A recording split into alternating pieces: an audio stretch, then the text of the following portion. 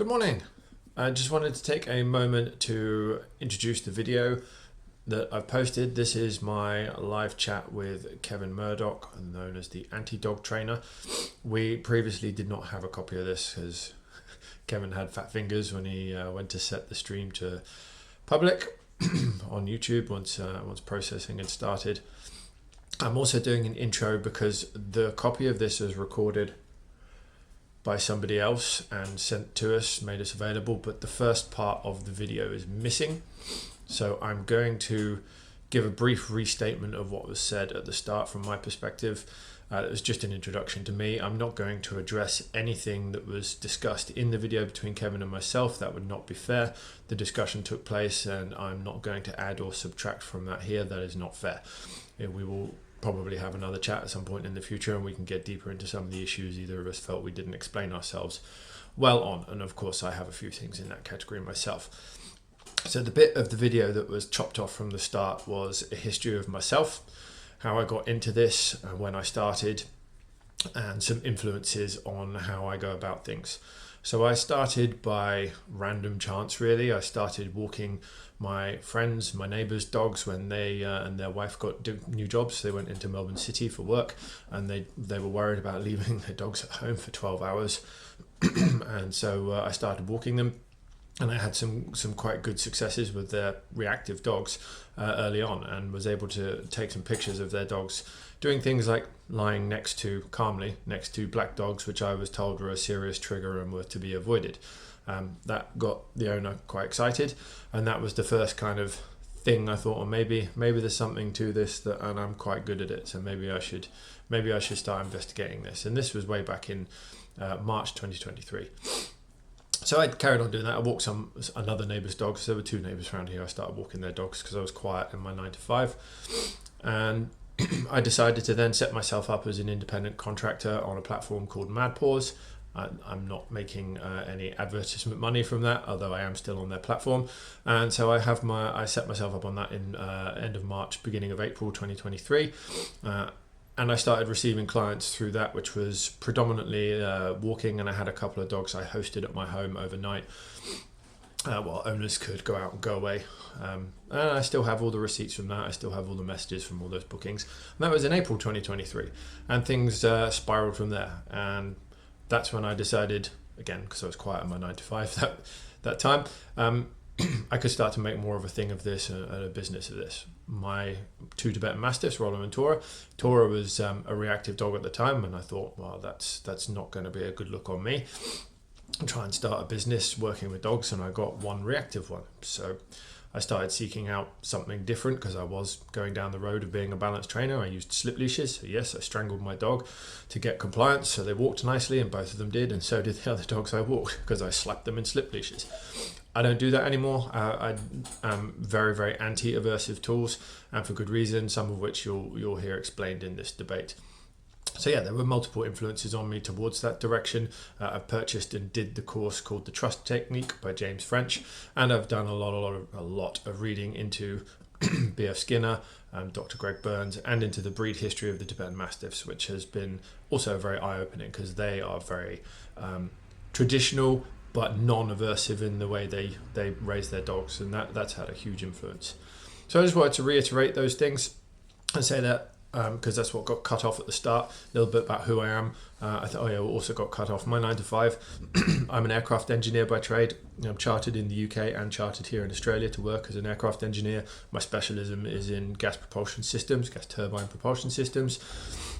But I've also done a bit of structures work too. So that is my 9 to 5. I'm still doing my 9 to 5, and I do dog stuff on the side. I have 27 years working in the aviation industry, and this dog stuff is something else. So hopefully you enjoy the chat. It's not the best quality, I'm afraid, because it is a recording taken by someone else. So it is what it is. We lost the original copy. We'll do it again sometime. So hope you enjoy. Thank you. Bears, you name it. Like, these are not soft dogs. Right. But there's no corrections involved in the Tibetan raising of these dogs.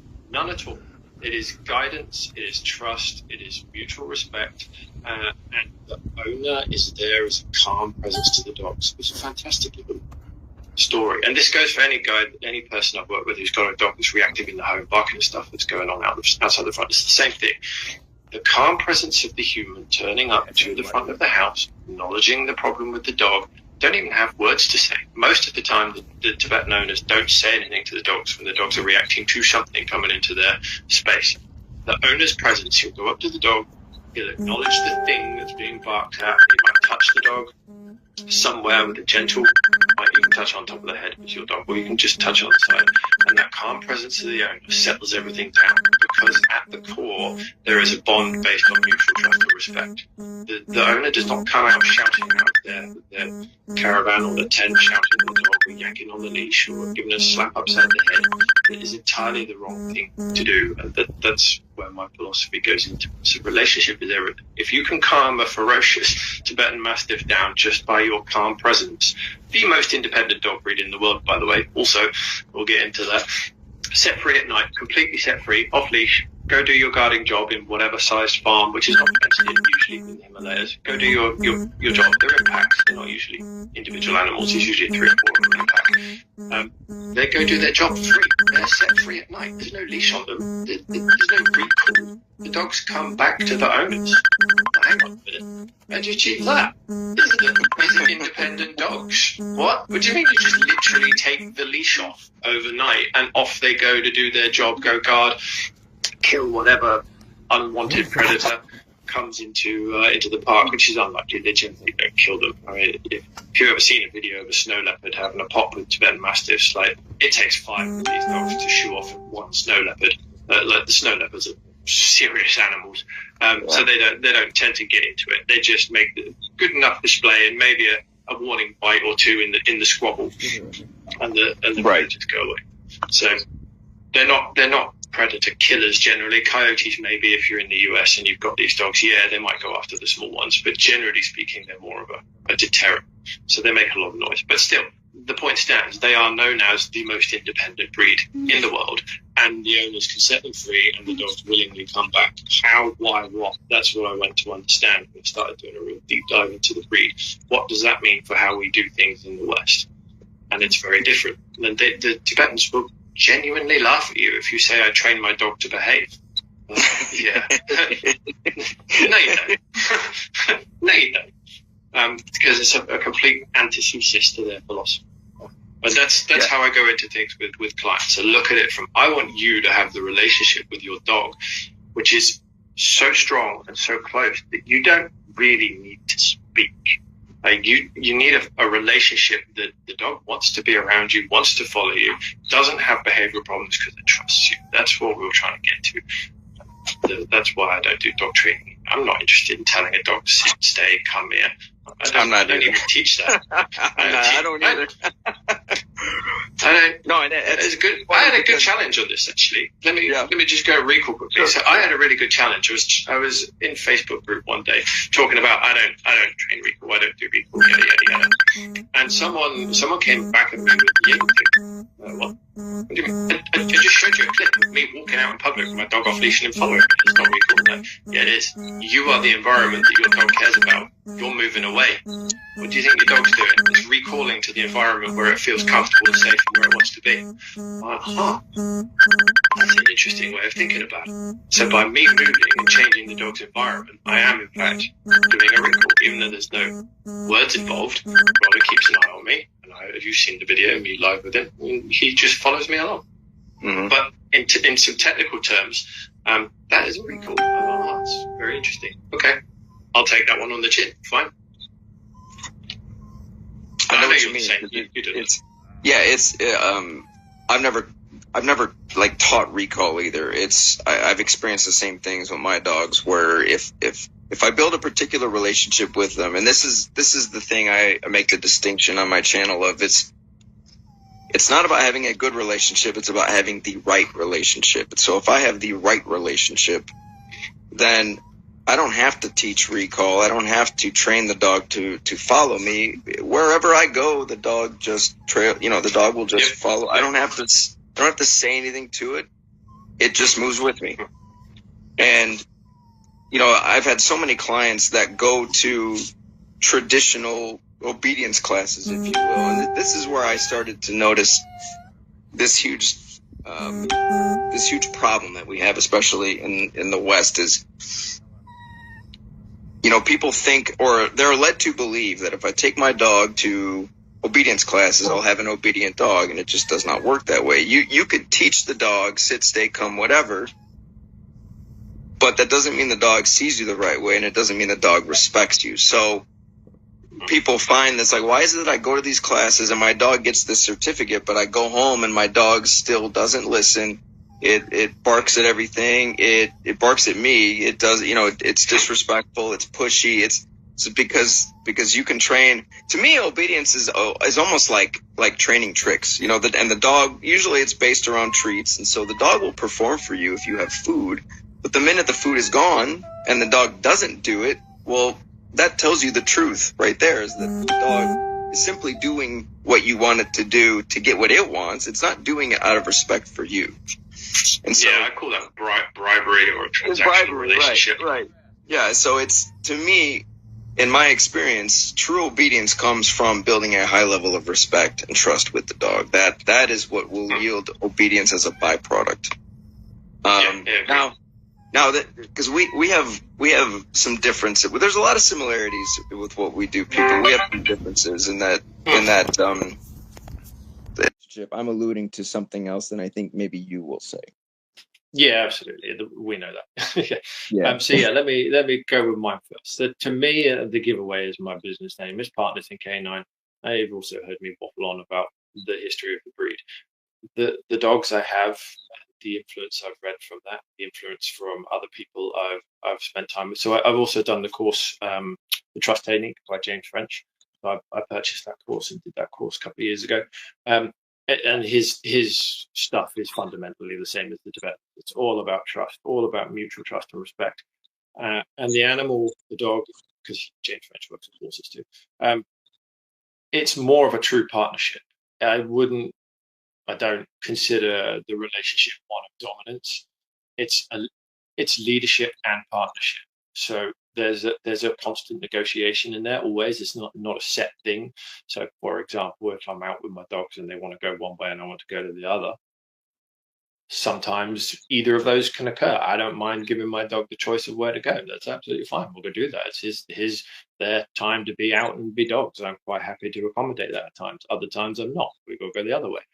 But instead of, some people do, use a tool to then drag them across where they go, I take a far more gentle approach. So the best example, if people want to see this in action, is when I started working with Fern and Scout, GSP and a cattle dog.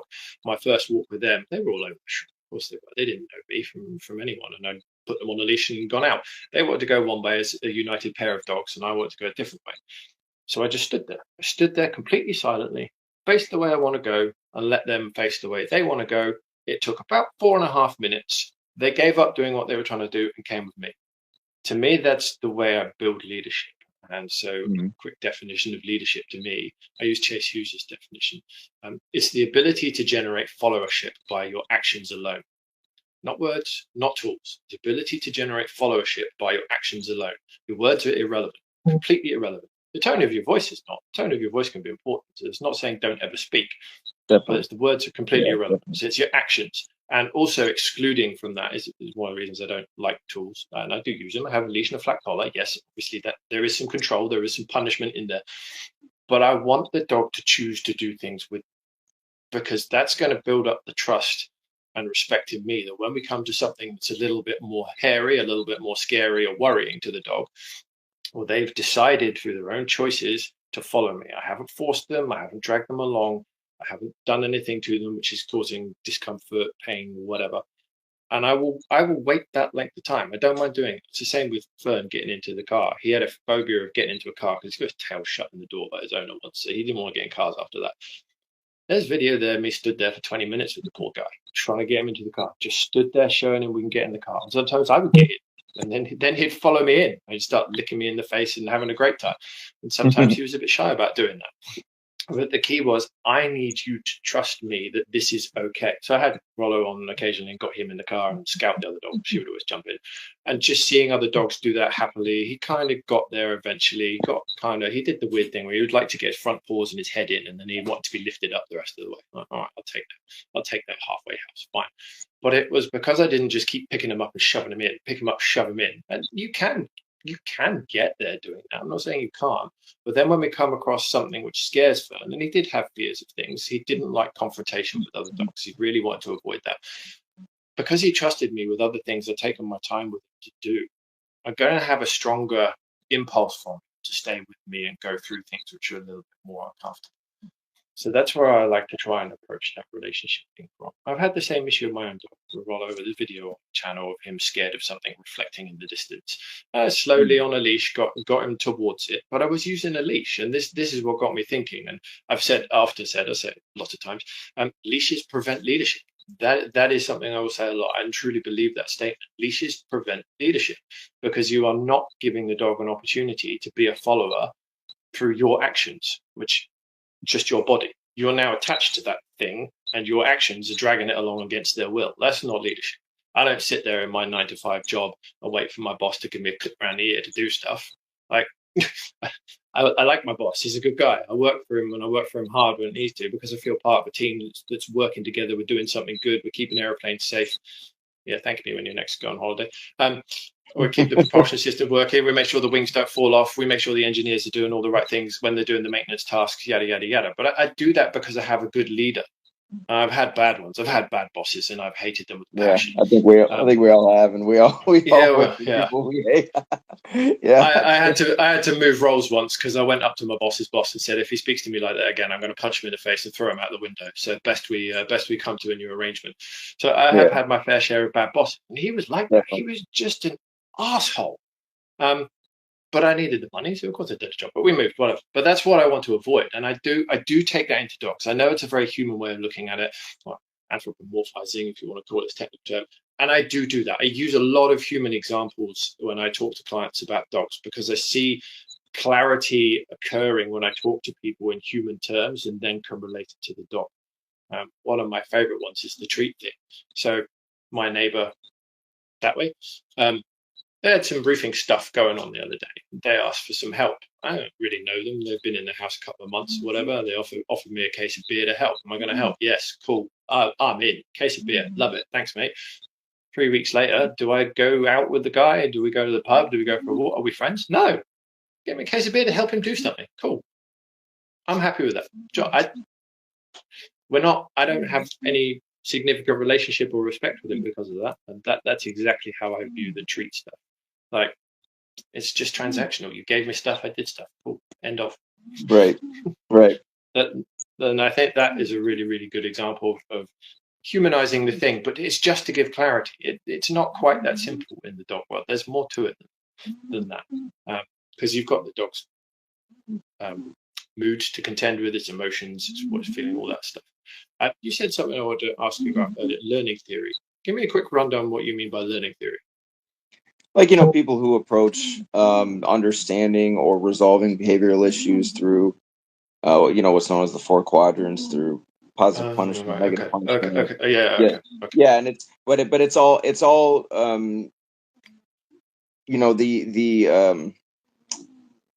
the perspective, I guess, or the understanding is that, okay, the dog needs to be taught something, or it's not the relationship that's the problem. It's my dog needs to learn this thing that it hasn't been taught, but I'm going to do it through positive or negative punishment, or through positive or negative reinforcement. And so to me, when you're teaching specific skills, to me, that's more appropriate. But in terms of the biggest reason I don't look at things this way is because if I watch a group of dogs interact, the strongest dogs in that group are going to get cooperation in one form or another through dominating the other dogs in the group.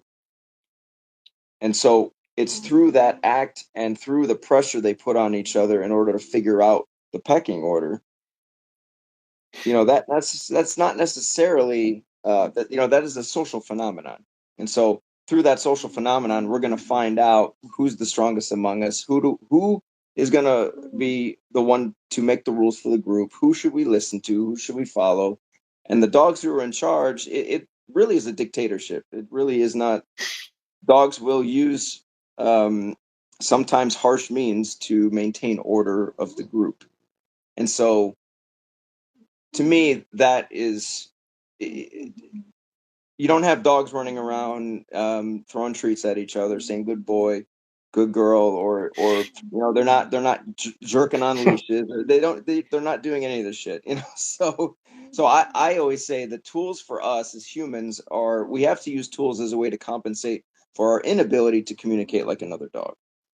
And so the less you have to rely on tools, it means your ability to influence is greater.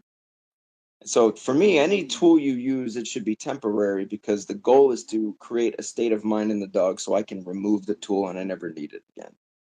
And so the way I approach a relationship is from that lens of, okay, I need to properly dominate this dog in order to influence it so that it sees me as the strong presence it needs to follow.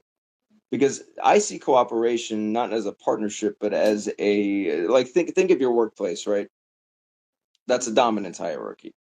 And the whole point of a hierarchy is to cooperate. We want to minimize conflict as much as we can. That's the point of the hierarchy. And if conflict does ensue, the people in positions of authority are able to resolve the conflict quickly. And so in the animal world, they don't have social contracts or systems in place like we do. They do it through domination. And so that's how they maintain order. And so if I look at it from their eyes, that's what they understand, that's how they're hardwired. Well, then I need to approach it as if this is why my channel is called Act Like a Human, Think Like a Dog, because I'm human no matter what. I can't change that. I act like a human, but if I see it through the dog's eyes, and I understand that what they really want from me is to know you're in control. I can't, the power dynamic is I'm the follower, you're the leader. That creating that dynamic means now we can cooperate in a way that eliminates conflict. So that's the point of establishing a hierarchy from the top down. I'm leader, dog's follower, and therefore the dog isn't going to make demands of me. The dog isn't engaged in power struggles. The dog is not going to be disrespectful. The dog is, you're going to get all of the softer sides of the dog, the submissive side of the dog. You're going to get the dog you want, but you're also able to live day to day to day because the dog knows the expectations, and you just don't have any. You can have your dog sleep on you all night long or all day. You can do whatever you want with your dog at that point because it has the right perception of you, right? It's not going to challenge you for things. It's not going to. It's not going to be a constant argument, if you will, back and forth. And that's what, to me, that's where partnership. If we have equal power, even though we're not equal creatures, because they don't believe in equality, but neither do I. And I think, like, imagine if you went to the workplace and everybody had equal say in everything. Everybody be arguing all day long because people aren't going to agree on everything all the time. And that's what, we need people in positions of authority to just say, well, listen, this is the way it's going to get done. I know you don't like it, but we got to move forward. You know what I mean? And that's why, to your point earlier, that's why it's important that we develop good leadership skills so we don't find ourselves in a position, no matter what, we're going to find ourselves in a position where we're working for a boss where we're like, fuck this guy, he sucks. It's just the nature of the game, But there's something you said earlier that I do agree with, and it's that through creating this dynamic, I'm going to create a willing follower as opposed to a dog who's forced to do things, but the dog really doesn't want to follow me. You know what I mean? So I want to create a willing follower. Just like if I go to work and I have a boss who's a really good boss, and I want to do the job well for the boss because he's just a good leader. Well, you're going to get a lot more out of me being a good leader. I'm going to want to do what you asked me to do, just like my dog will want to follow me because I'm a good leader, as opposed to me having to constantly butt heads with the dog, or the dog not listening, or the dog not wanting to follow, and I'm just making it. You know what I mean? Yeah, but I think the biggest difference we have is approaching that from different angles. So I consider it purely from a force of personality perspective, whereas you've got a little bit more physical force involved with that. So for let me give an example. So I had a client dog, an Amstaff. Dexter was his name. He had a horrible backstory. He was just out for a walk with his owner. Someone else's dog got out of their back garden and came and attacked him. The other owner was nearby and came out, and my client's owner was there, tried to separate the dogs. They're both Amstaffs, by the way, so it got pretty gnarly. Two bystanders, males, men, saw what was occurring, stopped their car, got out of their car, and then attacked the wrong dog. So I just noticed Rollo's moved. Attacked the wrong dog. They attacked my client's dog. So that dog, one of the owners lost half a finger in that. The police and council were involved, etc. But it got gnarly. So this dog developed a phobia of all dogs. It was an absolute shit show. So the owner was terrified of going out with their dog. They had a friend come over, or someone they knew, someone the dog was not closely knew but was aware of, had met before. The dog bit the guy when he came in the house, and that's when I got a call, because they were having real trouble with him. So this is a dog that got serious history, and completely understandable serious history. So as usual, I don't meet the dog with the client at home. I sent them out, put my body cam on, and went in the house, had the dog locked out in the back garden, and I went and lay down by the back doors, which are complete glass. They're like French doors, glass French doors. The dog was just going nuts for 5 minutes. It's all on the video on the channel. I just lay down, ignoring the dog. Once the dog calmed down, which was almost on the dot, 5 minutes, I stood up slowly, calmly, and I opened the back door. It's glass, just slid it open. He sniffed my leg. Then he came in the house, had a wander around. I went out in the garden, sat down in the garden chair. He came and sniffed. He was cool. And I went back in the house and picked up the leash. He came right up to me and sat down. He said, "Yeah, come on, then, let's go. I'll let you clip this leash on me and let's go for a walk."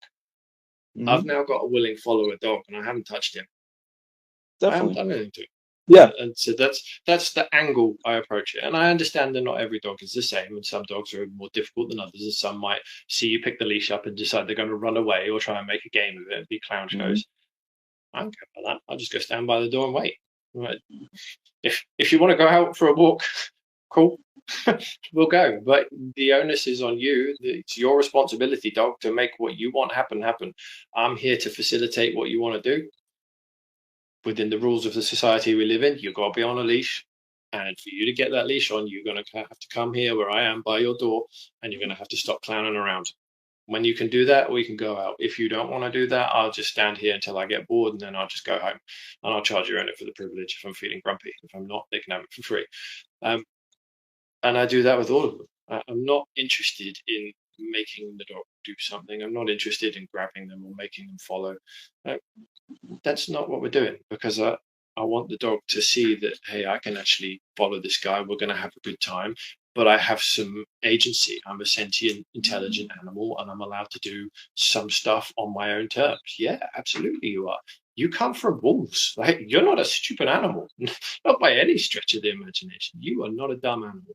So yes, I will let you make decisions, and the better decisions you make, the more of them I'm going to let you make. There's limits to that. I am in charge. I am the leader. You're not going to do some stupid stuff. You're attached to me by a leash. There's rules. There are rules, and you're not going to clown around that much. But ultimately, that's the slightly different approach I have, and that's not always easy to instill into owners. I was watching your video yesterday of the German Shepherd you re-uploaded. I can see the different approach there, and I can see a dog that doesn't respect the owners, and I get what you're trying to do. That's not always easy to manage, because ultimately you're trying to change people, not the dog, really. Right. Most of the time we're trying to change the people. There's not really a lot wrong with the dog per se. It's generally a human problem. Yeah. If you'll let me go into your learning theory comment again. This is something I wanted to tackle, because this would be a fun, controversial thing. Can I say one thing, Pete, real quick, just to comment on what you said? Go for it. And then we can go into that. Because I am in agreement with you, because I think you said it to you, it's about strength of personality. Is that what you said? Yeah. Okay. Yeah. I am absolutely in agreement with that. Because now dogs communicate in a very physical way, but they also communicate in non-physical ways. And so really dominance to me is about strength of personality. And so if you Do you separate dominance and leadership with dogs? What do you mean? How can I explain this? Let me a quick example, and then I'll shut up and let you carry on. So my dog Rollo, when he went to, this is just one story, and this is how he's a leader. He's not dominant. So we went to a dog park, and there was an American Akita that was giving him some passion, and he was just ignoring it. There were two XL bullies in the park. They were related from the same family. Two XL bullies there, and he'd said hello to them and made friends with them. Whatever. Rollo went and lay down in the middle of the park, as he often does, and the Akita was just hassling him. These two American XL bullies just came up to Rollo, walked around him, and shooed the Akita off. Every time the Akita then came and annoyed Rollo, these two XL bullies would just come and intervene, body block the Akita, and shoo it off. Tell it to go away. Piss off. You're not welcome. You're annoying my friend. Those two dogs absolutely, fully submitted to Rollo. They were not the dominant dogs, but Rollo wasn't dominant. He led them. He was their leader, and he did that through a force of personality. He didn't jump on either one of them. He didn't hump either one of them. They just said hello, had a wander around the dog park together. Rollo did his thing. The Akita pissed him off.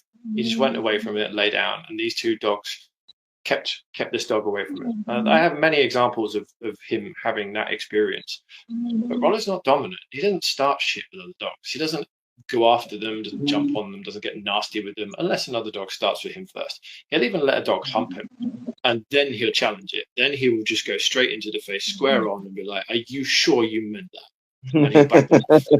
He'll just back them off. He'll walk them down. There's a good video of that on my channel where he literally nose to nose after they've humped him, and he just walks them back. He's not really dominant. He just goes and meets dogs and lies down. And then if there's trouble, other dogs just keep it away from him. What is that? Leadership? Is that dominance? How do you see that? Well, first I would have to see it for myself to study it. But just based on what I'm hearing, the way I would interpret it is because we have to factor in the individual personality of the dog as well. And so and dominance doesn't necessarily mean that particular dog is going to go out of its way to dominate other dogs. A dominant personality may be a dog who just wants to do its own thing, but if you come fuck with it, it's going to let you know, like, you're fucking with the wrong one, you know? Yeah. And so you see a difference between physical and personality. Yeah, I have a video on my Patreon where I talk about the difference between mental dominance and physical dominance, and really, really dominant dogs tend to be very, very good with mental dominance, where they can, the way their posture, the energy they put off, but also the eye contact they give. They don't really have to get physical unless they need to. They can give a look, and the other dogs are like, okay, we're not fucking with him. You know, they can say a lot without saying a lot, if you know what I mean. Yeah, it's a posture and a look from distance. Yeah, and that to me, it comes from the strength of personality. So if that dog has a strong inner working, a strong mentality, then it's gonna come out in its body language. It's gonna come out in its eye contact. It's gonna come out in the way it postures. The other dogs are reading all of that. We may not see it, but there's a lot of subtext that those dogs just know. Like, we're not gonna mess with that guy. You know what I mean? Yeah. But now, so for me too, like I only get physical with dogs if I absolutely have to. Like I'm always going to approach things from a non-physical place first, and then I get physical if I need to. And so, because I want to come from the place where I can dominate the dog here first. But if I have a more persistent dog, a more challenging dog, a dog who, you know, is just built that way, then I may need to get a little physical with it. But it's not coming from a place of being mean or trying to hurt the dog, or it's like, you ever watch Caesar kind of tussle with dogs, or kind of just, it's like that sort of a thing where he's not saying anything, but he's saying a lot with just the way he touches. And there's a lot of subtleties to the way Caesar touches dogs or just manipulates them physically. And to me, that's the approach that I think makes the most sense to dogs, because that's what they do to each other. So why not communicate with them in a way that is instinctual, that makes sense, because it's what they naturally do to one another. I mean, I would have much rather approach it from that understanding, as opposed to, you know, everything with tools and e-collars and all of that shit. You don't worry that trying to communicate like a dog but being a human would be confusing? That doesn't worry you? No, because sometimes people misunderstand what I'm saying when I say that. All I'm saying is, because on some level, humans, we have an animal side to us. So we are animals. Yeah, definitely. Yeah, no, I just mean in terms of, we just have higher thinking than they do, you know. But all of the means of communication are the same: eye contact, energy, body language. Now, they can't use language, but they bark, and they have different vocalizations. Yeah, the different vocalizations can mean different things, just like we vocalize. They don't understand the words, but like you said, they understand the energy we put behind it. So we have all the same means of communication. So why not just study how dogs use those means of communication, and then I seek to use the same tools in the same way. Does that make sense?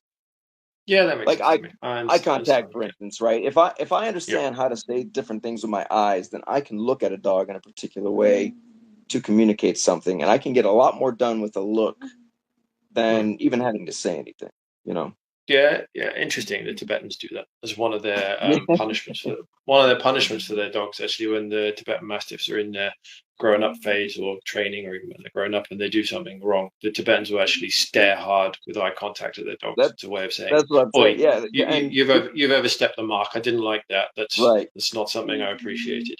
Yep, Goose does that so well, and I love, she can stare a dog down, and you know, a dog 4 times her size, and get them to, you know, submit. Is just a beautiful thing, because she's so small, you know. But she has the mentality, though. She has the personality. Okay. But now, we can move on to what was your question about learning theory, as far as? Oh yeah, learning theory. I want to get all fun and controversial with this one. I've done a very, very deep dive into this, and had a really solid exploration of where those shitty quadrants came from, and how they've been misinterpreted, misaligned, misapplied, yada yada yada. So we'll talk Skinner, and we'll talk other people as well. So as most people are aware of, Skinner is credited wrongly with the quadrants. Skinner's language does not contain any of his publications do not contain the word positive punishment or negative punishment. Do contain positive reinforcement, negative reinforcement. We'll briefly also probably end up touching on most. So what happened with Skinner's work? He published his operant conditioning stuff in 1934. He then carried on doing experiments and whatnot with it all. Now, another chap, forgotten his first name, Förster, who was a co-author of Schedules of Reinforcement, he was unhappy with Skinner's imprecise language in his operant conditioning definitions.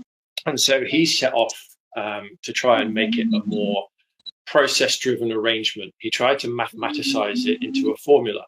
And he did fairly well at that. And then along comes another couple of chaps, or maybe one, I can't remember, Keller and Schoenfeld, and they started doing university teaching materials, and they did mathematicize operant conditioning. They actually turned it into a formula. So they wanted to know if behavior changed when you added something to the environment, or if you took something away from the environment. And that's where Skinner's operant conditioning splits from what most people call operant conditioning today and what eventually turned into the quadrants. Then a gentleman by the name of what's his name? Professor Michael Jack, I think. He got involved in 1950s. Anyway, Professor Jack Michael. He got involved. So he became, over the 50s, 60s, 70s, and 80s, the guy in terms of behaviorism. He wrote all the university training manuals, all the books. that then went up to your Ivy League universities in the US for behavior. And he is a very interesting figure in the operant conditioning loop. He disagreed with Skinner, and he went down the route of the mathematical formula, and what he wrote in his textbooks and books eventually became in the dog world through, we'll get to other names later, the quadrants. He was a very strange fellow. He actually proposed in one of his papers that there is no relevant scientific use to having any kind of word in front of reinforcement. He actually put a paper forward that says we should bin positive and negative in terms of reinforcement. They're not useful words. They add no value, which is a very strange thing for someone to say, a professor of behavior to say. But that was one of his papers, he argued. It was not accepted by the community. It was rejected. So positive reinforcement and negative reinforcement stayed. But this was a strange chap. It was one of his main contributions was to try and bin off that. So he was the guy that set about training people like, who will we get to in the modern dog world? So we're going to go into Dr. Mary Birch. So he was the guy that trained Dr. Mary Birch. She is the founder of the Canine Good Citizen stuff, which is associated with the American Kennel Club. And there you've got Karen Pryor and Dr. Ian Dunbar coming along in there too. So these are the people that developed the quadrants. So that's what they did. So, and here's the rub with them. In the laboratory conditions that Professor Michael was using the quadrants in, he never actually had them in quadrant form. It was a mathematical formula for him. It was do something to the environment with an addition, or do something to the environment with a subtraction, equals a behavior increase or equals a behavior decrease. What occurs, write it down. And he was really, really hard over with that with students. If you can't write behavior stuff as a formula, it's not good enough. We're not doing imprecise language. We will keep it to this. So we'll leave that thread alone. That's the laboratory side of it. In the universities, what they were doing. What Skinner carried on doing was to indirectly disagree with these people. So his later publications of works, which came in the 1970s, I think. I can't remember which way around it was. That was about behaviorism, I think, in the 70s. I can't remember the name of his first book. He disagreed with the way they mathematized the formula, and he kept his original stuff. So his operant conditioning, when you get to about behaviorism, is taking into account some evolutionary psychology, and is taking into account the fact that you cannot remove variables from the equation when you're in a big wide world. In a laboratory where you're testing one variable on behavior at a time, great. The quadrants actually make perfect sense. They're normal. They work. They're reliable. But when you take an animal out into the real world, and now you've got all five senses ringing off at once with all the things that are in the world, now you can't apply that same theory because it doesn't function properly, because there is too much going on, too much noise. There's multiple variables happening at once. So you can't apply the same formula. So you have to look at the dog's motivations, or the animal, whatever you're studying, the animal's motivations, its internal state of mind, what things are going on in the head, to work out why a dog might be doing something and then what to do about it. So that's a lot of theory. So there's an example. We'll go back to the treat is a great example. So you're out with a dog. You see another dog coming, and as people are told in the using treats, you get a treat out to try and keep the dog's attention on yourself. Under Skinner's system, that's just not going to work, because the dog's focus is always going to go through right down to its lizard brain, right at the bottom of the top of the spine, the bottom of the brain, and it's going to do a few things. It's going to go through survival first, then it's going to go through the emotional reaction to the trigger, and then it's going to decide what it can be done to do about it. Then it's going to decide what's my relationship with the owner to impact that. So you've got all of those things going on at the same time in the dog's head. Ergo, when a dog sees something that's potentially a threat to it, even if there's a treat in its face, you are now arguing against the evolution of the dog and everything that's going on in its head that says potential survival threat, potential survival threat, treat, potential survival threat, treat. It's just, it's nonsense. It is. And that, so that's the fundamental problem you have when you're trying to discuss what Skinner's doing with operant conditioning and what operant conditioning is in the quadrants. They're two different things. In a laboratory where you're testing one variable, i.e. what happens when we electric shock a dog's tail or a leg, to turn it off, the dog has to put its leg down or adopt a position or press a lever, whatever it is. You're testing one variable. And the dog doesn't know who, what, or why changed the environment. So when you've got that quadrant-based system in that environment, yeah, it works. You can explain everything. You can understand what's going on, single variable. You bring that into the real world where you have all those other random variables going on, all of the things going on in the dog's brain, what it finds reinforcing, what it doesn't find reinforcing, what it's completely indifferent to, what it wants, the relationship with the owner. The moment you change the environment for the dog and the dog can see you doing it, you're not in an operant conditioning loop of the environment you're in. You are trying to shrink the dog's world down to just you. And if you shrink the dog's world down to just you and the thing in your hand, and this applies equally to the correction, by the way, you shrink that environment down to just you, the thing in your hand, or a correction. All of the survival instincts the dog is pinging out through its ears, its nose, its eyes, its touch, its taste, smell, and the rest of it, you're fighting them. You're absolutely fighting them. So the operant conditioning system is a mess. It doesn't work. So that's one of the things I tell clients it's not worth them trying to understand. But this is what something I like to get into technical discussions with, because when people talk operant conditioning and when they do it with their dogs, fundamentally, no. If you're quadrating, you're not doing operant conditioning unless your dog is in a lab and you are making one variable change at a time. If you're out in the big wide world, operant conditioning must be seen through the eyes of the dog, not through your eyes because you want the dog to do something for you. No, that doesn't work. Have to see it through the dog's eyes as to what all of the reinforcements, what all of the environmental punishments are at once. And then you have to work out, well, how are we going to get this dog to overcome this fear? What's my relationship with the dog? How do I figure that one out? And I personally land on the solution of let the dog look. I see a dog, this is a good example. You have one video yesterday, chasing squirrels. Look, here you go, dog. There's a squirrel growing up a tree. Look, there's a dog over there. You want to pull to get to that dog. Just look. We're just going to stand here doing nothing. I'm just going to be completely calm, relaxed. Once you've disengaged from that trigger, because it's not what we're doing, we'll move on. We'll move forward. Rinse and repeat, rinse and repeat, rinse and repeat. And the dog and you just go along doing your thing, happy in the world.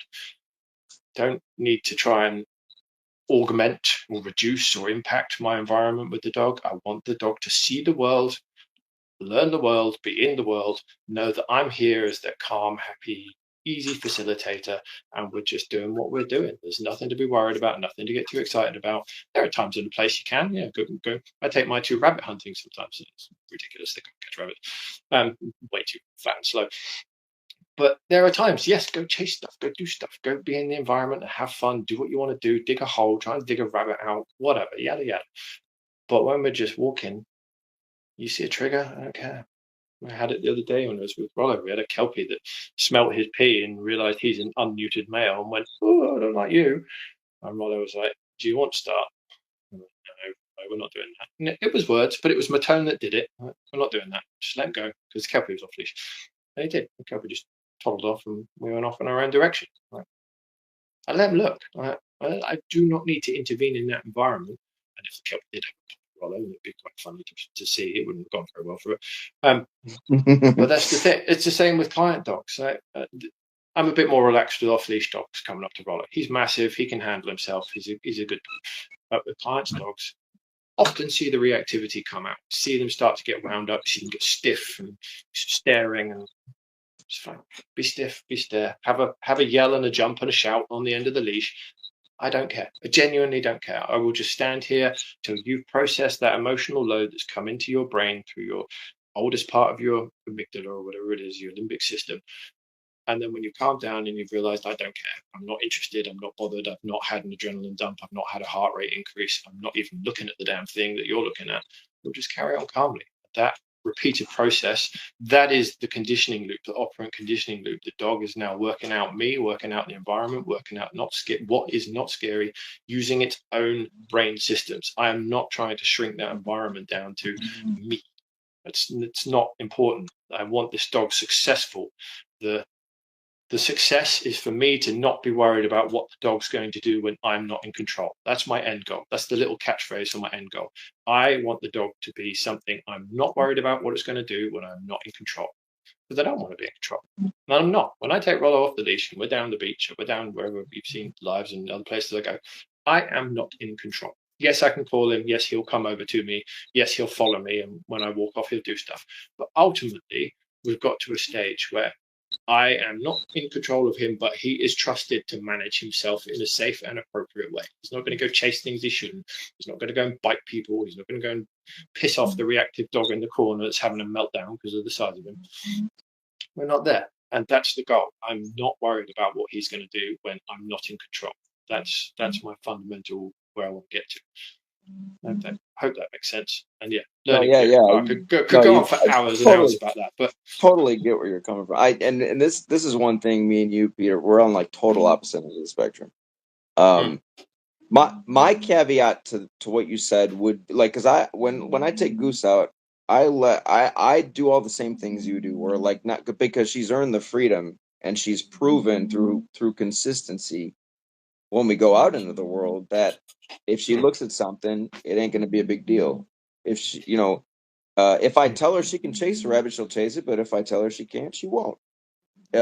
She follows the rules. She knows the expectations. So I that's not the place I would start though, because the way I see it is understand. If my dog, if the communication in the dog world is centered around telling each other what they don't like, and I go out into the world with my dog, because I see that I'm always conscious of what role are we playing at any given moment. And so if I take a passive role, which to me that's if I have my dog on a leash and I just kind of stand and I do nothing and wait for my dog to finish what it's doing, then I see that as I'm taking a passive role and my dog is the one in the driver's seat. It's being the more assertive presence or energy in that situation. Its role is now different. And if I just allow that to happen, then what is the dog supposed to believe other than, I guess this is what you want me to do because you're not disagreeing with me. You're not telling me I shouldn't do this. And then if it repeats it over and over and over again, now it becomes a habit and it becomes like this self-reinforcing loop where now it's just like, since the dog has practiced it so much, now it's like an impulse that it's like its default setting now. And so the leader-follower dynamic to me is always there no matter what. And that's what I always strive to achieve in any context. So that way I could take my dog out into the world and I could give them all the freedom they want, but they know the expectations. And so they're never going to just chase stuff or bark at people or, go run up to dogs or, they're not going to engage with the world inappropriately, but they can still experience the world. But it's not going to cause problems. You know what I mean? Yeah. So yes, we do have a different approach from that. And so I don't see it as a passive role when I'm letting the dog have a bit of a meltdown on the end of the leash. Physically passive up to a point, but I'm also punishing the dog because I'm restraining it. But it's a case of what is my energy doing? That is the most influential part of that. It's not my physical presence in the moment the dog's having a mini meltdown on the end of the leash. It's my emotional presence which has the most influence at that point because I'm dead calm. And I mean that in all seriousness. I'm not stood there embarrassed. I don't care. I'm not stood there going, oh crap, my heart going. I literally do not give a crap. And I'm just stood there calm. That calm presence does translate down the leash to the dog. They can pick that up, and they can pick that up without really focusing on you at all. That's something that I picked up off James French in particular. If you can, it sounds a little bit woo-woo. You can project a calm presence with actually quite a decent amount of force, and the dog will pick that up. So you're not truly passive, physically passive, yes, but you're punishing because you're restraining the dog. So by restraining the dog near you whilst you're pushing out that total calm, that influence is felt and that dog will notice you're calm. And when the dog's not calm, it's a very, very attractive proposition to an animal which goes through the world sensing rather than thinking about it. To sense that calm from the animal it's attached to by a leash is very, very influential, very influential. And that, again, generates the followership in the difficult scenarios that you come across with the dog. I'll humanize quickly just for clarity. It's not quite this simple. Imagine you're on a boat, big boat, cruise boat. It starts sinking. I watched a Costa Concordia documentary the other day. The boat sank off the coast of Italy, and you got to get out. You got to get on the lifeboats. the most attractive thing to all of those people who had to evacuate the boat was the calm crew members that helped them along, helped them get their life jackets, helped load them. They were calm, cool, collected. They trained for this. They'd done all these drills. The people that had the most issue getting around stuff and getting into the lifeboats is where everyone was just panicking, pushing. The staff were trying to shove people out of the way so they could get in the lifeboats. That's repulsive to people who are stressed and who are scared. You have a much better time of things when the people you're around, people you're attached to, are calm. You notice them. You don't actually think you would. You're panicking. You want to get off this thing that's sinking. It's the same thing. You spot the people that are calm because there's something different about them. Your senses are doing this subconsciously. You're not doing this consciously. You pick up on it and you stick near them because they give you that sense of confidence that everything's okay. They know how to handle this. Follow this cool, calm, collected person and you'll be all right. And most of the time you will. That's the kind of angle I'm looking at that from when I've got a reactive dog that's having a little bit of a mini meltdown on the end of the leash. I'm here to guide you through this. I'm chill, I'm calm, I'm not bothered. I understand your point about the loop and how this can become practiced and reinforced behavior. I've heard that said a lot of times before by people, and it can. But my counterpoint to that is, again, when the dog is sensing a person that is being calm and is a leader, that over influences that. And because it's predicated on the notion that no mammal wants to do anything which expends any energy unless there is a reason to do so. So if the dog can sense its environment and it's having a little meltdown, but it senses the calm person on the end of that leash, that starts to override that concept of practice behavior, because actually they're sensing there's no reason to. They don't want to have a reactive outburst. There's no desire in the back of their brain that says, do you know what, I fancy it. Let's just be a dick and have a pop at the end of the leash to this thing over here, whatever that might be. That's not a thing. That doesn't exist. It is a trigger that causes a reaction. And if the dog can sense something it's attached to has a calm energy about it, and it is an energy, that's the right word, it has no reason to have that reactive outburst. So when it then looks back at you because it started to sense this calm, and it sees you're not even paying attention to what's going on, you're just focused on what you're doing, you're just stood there relaxed, and then when it's looking at you, you move on. The dog kind of goes, well, that was a waste of energy.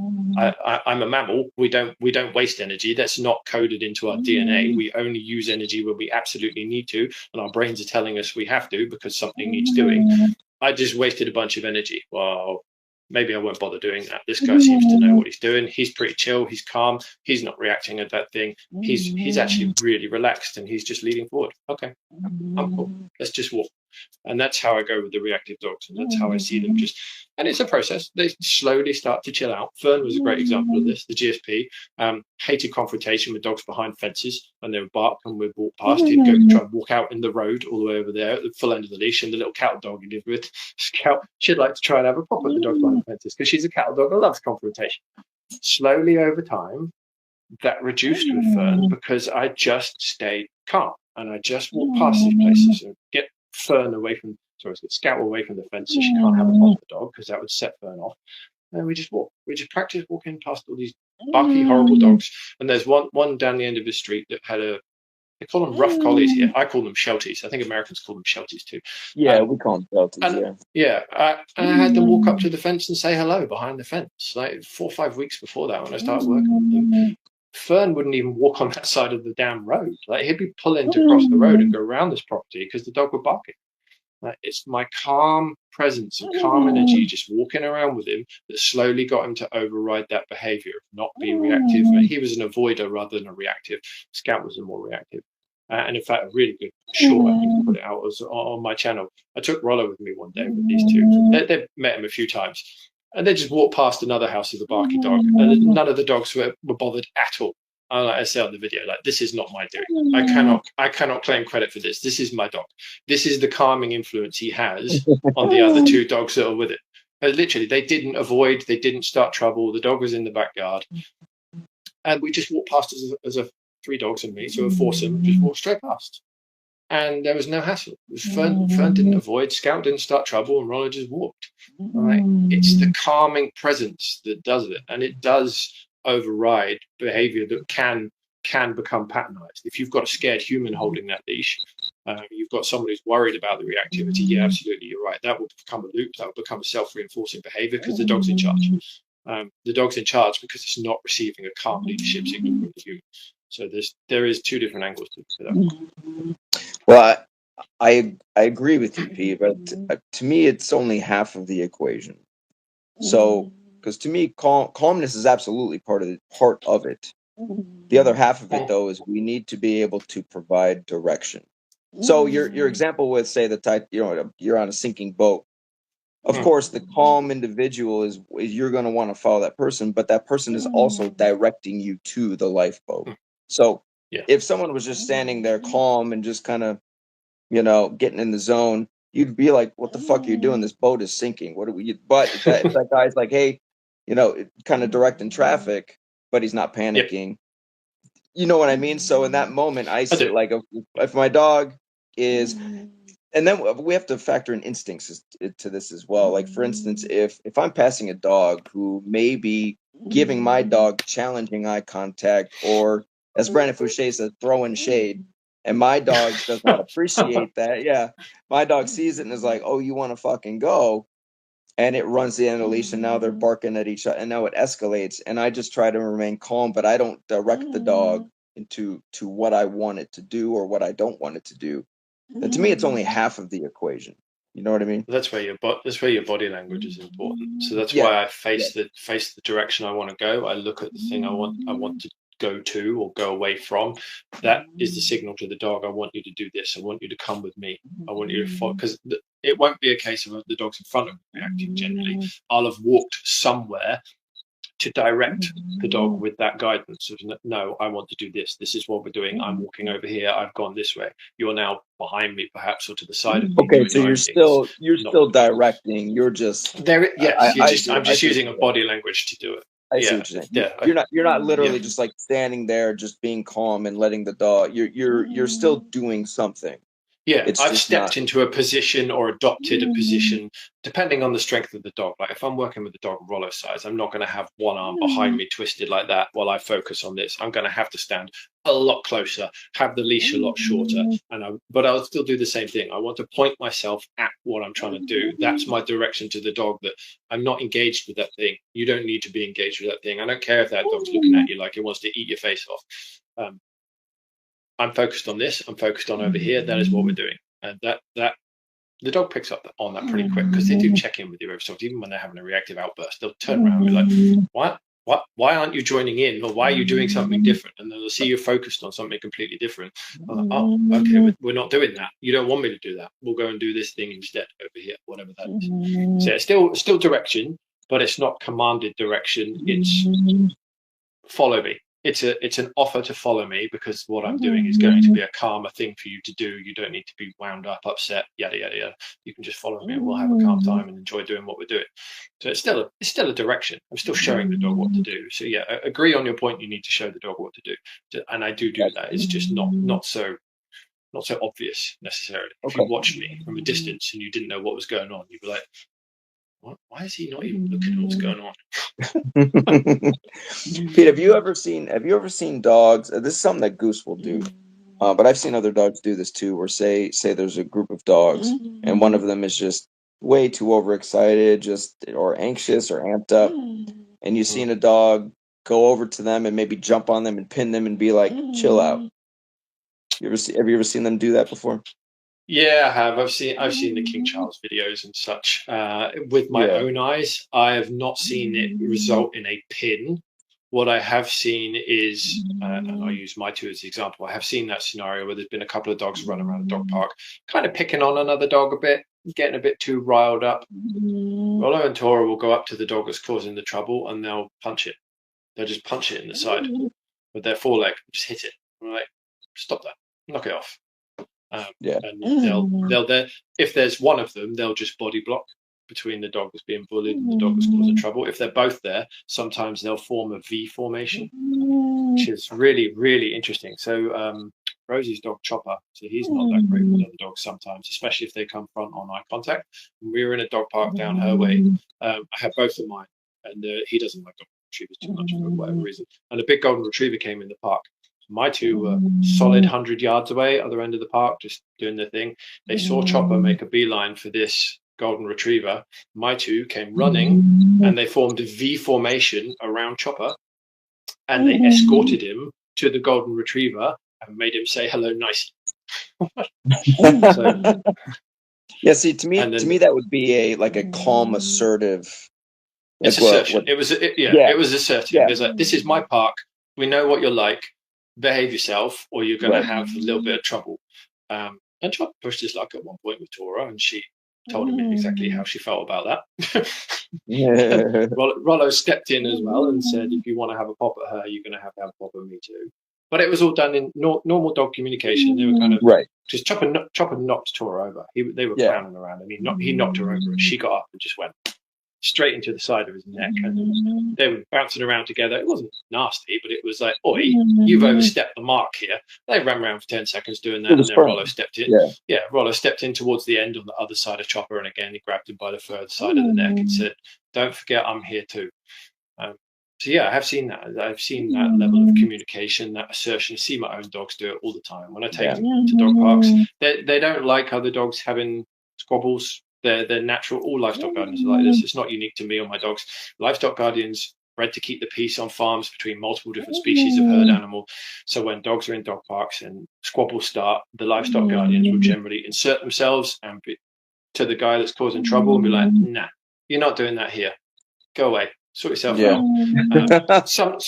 Sometimes that can be a pin. Tora has done that. Tora has actually pinned a dog. It's done that. Rollo hasn't ever pinned a dog like that. Rollo's only ever pinned a dog that started stuff on him first. But it's not unique to my two livestock guardians or like that. I've seen Great Pyrenees do the same thing.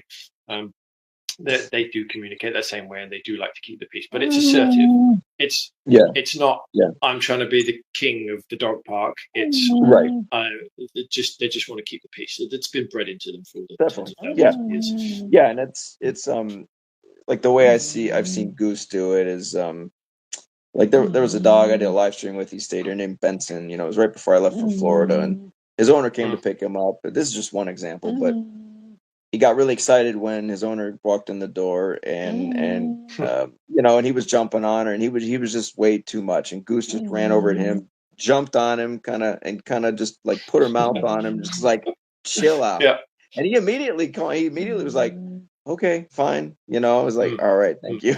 But yeah, she's saying like, just calm the fuck down, man. Just chill out. Yeah, my two will do it to each other. Like seriously, if one of them. Tora doesn't usually walk with me. It's my wife. And if she gets too excited by the door and I'm waiting to put their collars on, Rollo will just he'll start slapping her with his paw. Come on, shut up and sit down. Stop being an idiot. Calm down. Exactly that. Yeah. They do communicate in that way. They definitely understand what's going on. I sort of come at it from that angle where I'm not necessarily physical, or for instance, like let's say that same situation with Benson, I would just call like firmly but gently grab the collar, just sit the dog down and just be like, hey, just to kind of like de-escalate things, just bring it to just chill out, bring it down, and then once the dog relaxes, to do with it's easier to do with smaller dogs. So I had a client with two English staffies who were exactly the same. You come in the house and they're just so happy to see you and jumping all over you and going crazy. That was one of the things they asked me to fix with them. So I showed them, just ignore the dogs. When they're clowning around and jumping all over you, just pay them zero attention. Do nothing that excites them. And I showed them, look, give us 10 minutes before we go out for a session, and I'll show you how this works. And they were jumping on me, being clowns, being silly. And I just ignored them. And as soon as all four paws are on the floor and they're wondering why they're not getting paid any attention, well, now we can fuss you. You're being calm. Cool, let's pay attention to you. Let's pet you and say what touching, do that. And then they get excited. And they start jumping again and being crazy again. Just stand up, ignore, go do your own thing. Just don't even necessarily just stand, ignore them. If you've got stuff to do, go do it. When all paws are on the floor again and they're calm, fuss them. Enjoy them.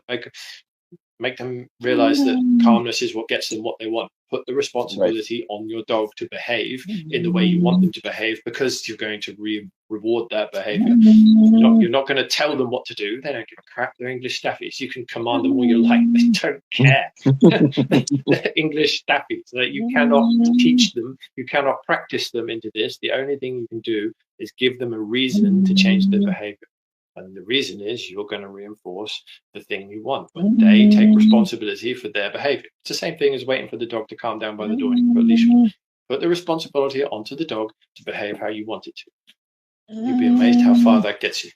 Definitely. No, I totally it agree works. with that, Pete. I totally agree with that.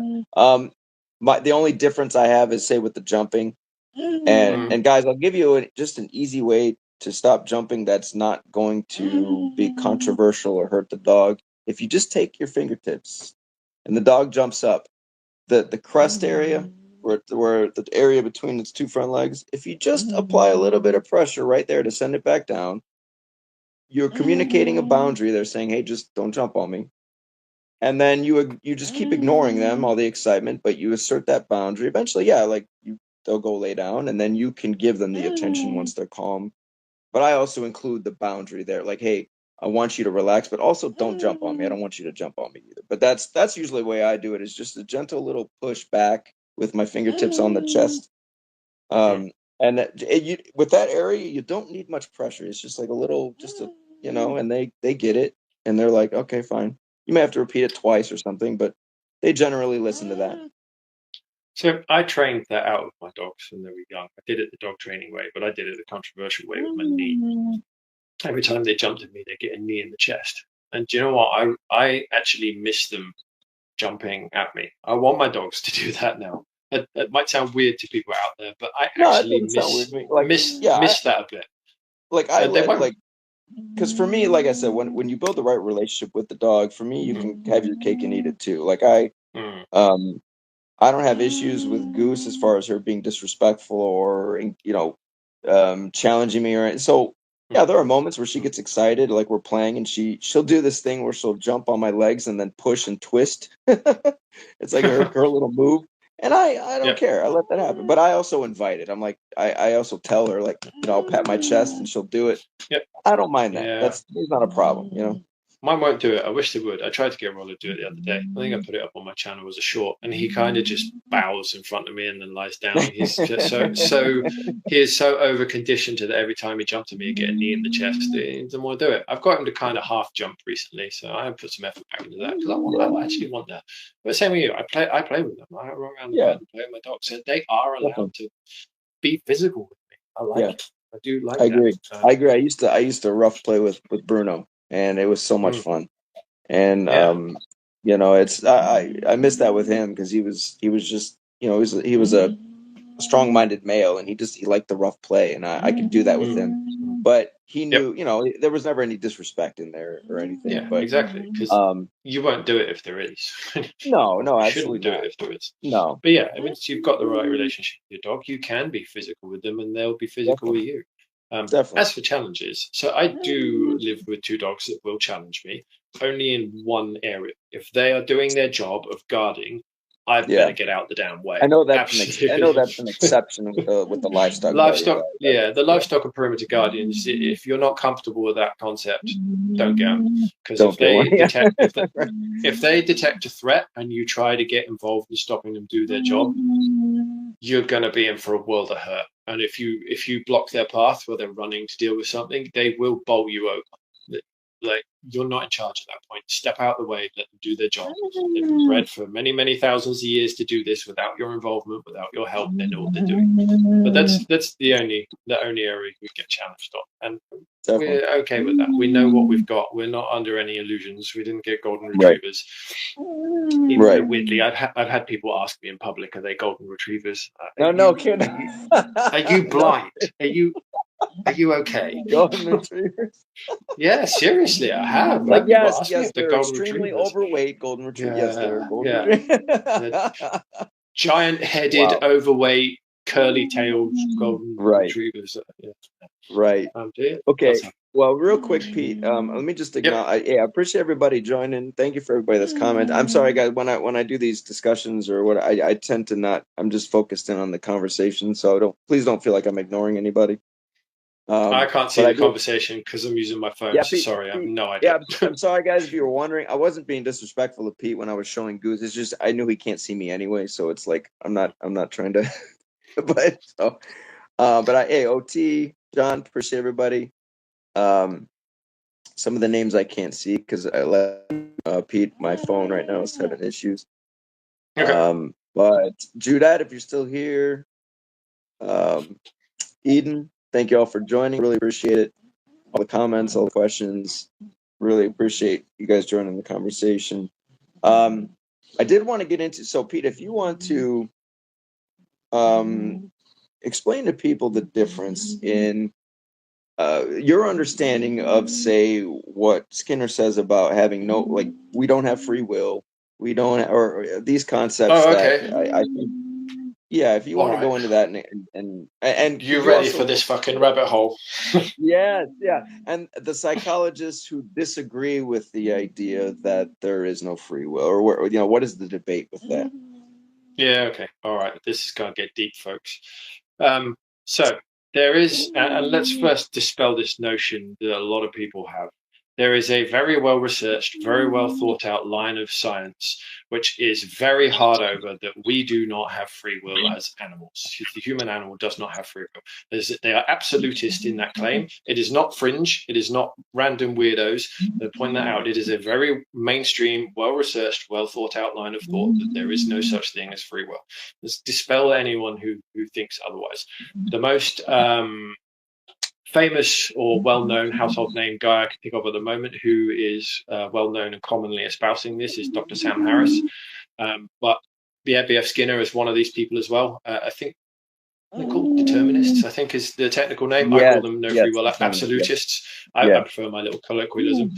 So yeah, there is a lot, a big line of thought, a very well-researched line of thought that goes through multiple generations of scientists and things. As with all science, there is an alternate point of view, and when I was researching this and wrote my article on my website about this particular issue, I consulted the internet to give me a list of 10 psychologists and 10 neuroscientists who were both on either side of the divide. So 10 psychologists and neuroscientists who are for the concept of no free will, and 10 neuroscientists and 10 psychologists who are pro the concept of free will. And I looked at their arguments and I kind of pulled out what I thought was relevant. The funny conclusion to the end of it is, it doesn't actually matter what I say. You made your own mind up as soon as you read the first sentence of this article, and you've spent the rest of the time just justifying your conclusion. That's a good point, actually. And you will play into your own confirmation biases when you go down this route and you start reading what scientists have said about it. So I'm not going to change anyone's mind about this. But yeah, B.F. Skinner in particular was very hard over in the fact that free will as a concept does not exist. We don't have it. Where people tend to get hung up on that is really when it comes to dogs, we're talking about behavior. And that's why the definition of behavior is so important. Nobody, and all of science is united on this, by the way, nobody in the scientific community says you have free will when it comes to your behavior. Your behavior is governed by your limbic system in your brain. It is not conscious. You're not in charge of it. 95% of what we do, or to be accurate, 95% of what we do as humans is controlled by our limbic system fully. We do not input conscious thought into that on a day-to-day basis. We just run scripts in our brain that our body carries out. It's all governed by the limbic system. And that comes with the saying from Simon Sinek, that the conscious exists to justify the actions of the subconscious. Now, what he means by that is you're doing your daily tasks for the most part on your subconscious, and your conscious is the social part of your brain which justifies your actions to fit into the social scenarios and the groups you're in, because your behavior is governed by the environment you're in. Funny example, we're sat here talking, we're dressed, we're doing stuff appropriate to the environment. Neither of us are naked, but later when we get into our showers and have a wash and the rest of it, we're going to get naked. Right. The environment drives the behavior. It's appropriate to get naked and get in your shower and get washed. Not appropriate in this scenario. So your conscious brain is there to justify the social aspect of things, and your subconscious brain does everything for you. So when we talk about concept of free will, it's only to do with things that are not behavior. And that concept is when you start thinking about choices, and that is based on a social environment, a hierarchical environment, on all those other things which you need a conscious brain to plan the future, run avatars of yourself to see which line of thought will get you what you want, won't get what you want, might get you in trouble, blah, blah, blah, blah, blah. So yeah, Skinner was a determinist. So he genuinely thought you had no free will, which gets real weird when you start telling people, oh yeah, by the way, you're not actually responsible for your actions. Excuse me? What do you mean I'm not responsible for my actions? As you see, if you ever read the article I wrote, I take quite a dim view of that statement and just think, can you imagine the horror of the human we reproduce if you started telling teenagers, you are not responsible for your actions, you have no free will, that you think the Nazis or the communists were bad, you start telling kids they're not in charge of their choices and their actions. Now, that said, that's my particular bent on the situation. I am someone who supports the concept of free will, having looked into this. I understand the determinist point of view. I agree with behavior. There's no such thing as free will. Absolutely. That is as scientifically certain as you can get. But when you start looking at what the conscious brain does in terms of choices and spinning off your 56 different lines of thought simultaneously to work out which one is going to benefit you the most, which one will work, which one won't. That's where the free will people. Dostoevsky is my favorite. Very, very, very well versed in this. So he wrote in the same sort of times, just before Skinner, like late 1800s into the early 1900s. Dostoevsky was writing. He's universally agreed as the world's best psychologist ever. I think Freud and Jung and Nietzsche all said this about him. He was the only guy they ever learned something from. And he was very much into the camp of we have free will, very, very strongly into it. And he explored this in some depth. And he came up with the concept of, well, if humans were able to be just controlled by a mathematical formula and you could map out someone's life in sufficient detail that you could then predict through past reinforcements what the next step would be to 100% accuracy, the first thing the human will do is act irrationally and against their own interests just to break stuff because they cannot cope with utopia. If you provided people with such prediction systems that if you could map out someone's life with enough detail, Skinner believed this, if you could map out people's life with enough detail from their birth to now, you could actually predict with 100% accuracy their next set of actions, i.e. there's no free will. You know what they're going to do. Dostoevsky was like, yeah, it don't work like that. But he was before Skinner slightly, so the two didn't really discuss anything or marry up. But clearly the discussion had happened somewhere for Dostoevsky to go down this route. But he said, no, the first thing that will happen if you start thinking you can do that with people, they'll just irrationally break stuff, even if it hurts themselves, both emotionally and or physically. So he was very, very strongly in the camp of, yeah, there's free will. But how does that relate to dogs? And it does. Dogs are way less conscious than humans. So when I was looking into this, dogs run on somewhere between 2 to 3% conscious brain power. Humans, somewhere between 10 and 5% conscious brain power. So when you're doing behaviors and humans can spin off all their multiple avatars of themselves into the future and see which ones die and which ones get hurt and which ones get robbed or which ones actually make all the money, dogs can't do that. So dogs have far, far less free will. And that's where the crunch point of, well, why would you punish an animal that doesn't actually really have a choice to do what it's doing? It's reacting to something in its environment. And it's not doing it in a conscious way. It's not saying, I think I need to do that. It's doing it in a feeling way through the 5 senses it's got going into the brain, and the emotional side of the survival side of the ancient brain, the emotional side of the brain on top of that, is then informing the dog what it has to do to react. And you're then going to, and I hate myself for doing it, strangle your dog because it's doing something you don't want. You're going to zap it with an e-collar or a prong, or whatever your punishment might be. You're doing that to an animal which didn't choose to do that behavior. You're doing that to an animal which brain is telling it that is the best way for you to survive and navigate this situation. That's where the free will argument gets into the dog bit. It's quite stark when you think of it like that, in terms of a dog is not conscious like people. They have consciousness, they can think, of course they can. They actually have a theory of mind. If you read Dr. Gregory Burns, he likens their theory of mind to about a 2 to 3 year old human child. So they can think, they can do conscious stuff, but it's like 2 to 3% of the stuff they do. It's just tiny, tiny little things. It's not going to be situations where they're out in the big wide world working, doing their job, or they're out on a walk with you and everything's inputting into their brain through their 5 senses like mad, because their senses are just so overpowered compared to us. They're not doing conscious stuff at that point. So that's where the free will argument gets sticky with dogs. So, well, your punishment I get. I punish dogs. I have a leash, I restrain it. I'm punishing the dog. I get it. But when you start to turn what I call the world according to P, retribution. So if a dog does something I don't want and I'm restraining it, then I up my punishment to the next level. I pop the leash, or I give them a slap or a kick. I'm not going to do that. Or if someone starts zapping them with an e-collar, I call that retribution, because that's no longer punishment. Punishment is you're stopping your dog from doing the thing it wants to do. Retribution is now you're getting pissed off that it's doing something you don't want. So you're taking now on the dog. That's the next level up.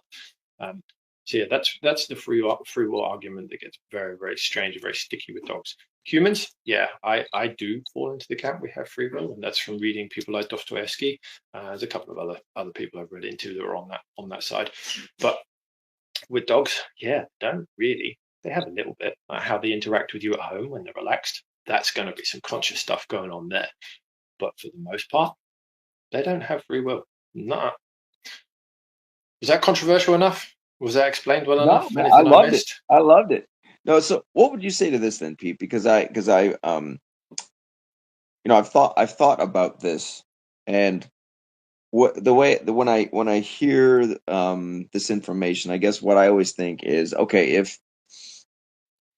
if animals, creatures, if all life on Earth is born with, say, like a blank slate, a blank script, and through our experiences in the environment, we are sort of building these scripts through the information we gather in the environment.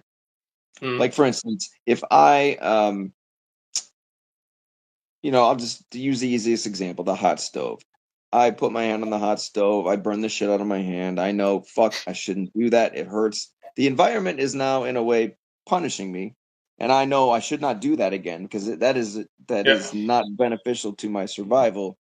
So if I'm part of the environment and my dog is let's say that the dog is experiencing the world through its eyes, but now I'm part of its environment, and I'm the dog is doing something that is detrimental to its survival, and I'm trying to intervene to say, don't do that. I'm like the hot stove, you know what I mean, where my goal isn't to be mean or inflict retribution, but to simply say to the dog, like, don't do this because it is not beneficial to you or to me for you to do this, which is why I don't approve of it. I'm looking out for your best interest in the long run. And so, like, I'm part of the environment, where if I was just a creature born in the world trying to navigate to figure out how to survive, well, the environment is going to give me clues as to how do I navigate this 3D realm so I can live the longest, so I can avoid danger, so I can if a threat presents itself, I know how to respond to that. I can, so it's, do you see what I'm getting at? Where I do see what you're getting at. Yeah. So the way I view that is the dog will never connect your actions to you trying to show it that what it's trying to do is dangerous. The dog's operant conditioning and conscious brain are not strong enough to make those connections. That will only work for a human.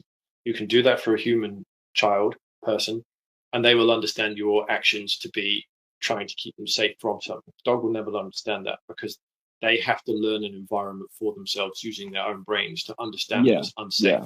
What they will, however, pick up on is that you don't want them to do that. But that's where the thought process will stop. They won't go, he doesn't want me to do that because it's unsafe, I might die. Right, it's just, he doesn't want me to do that. Well, what about that environment? I want to know about it. I don't understand that environment. I don't know how to understand that environment unless I go get involved in it. Sure.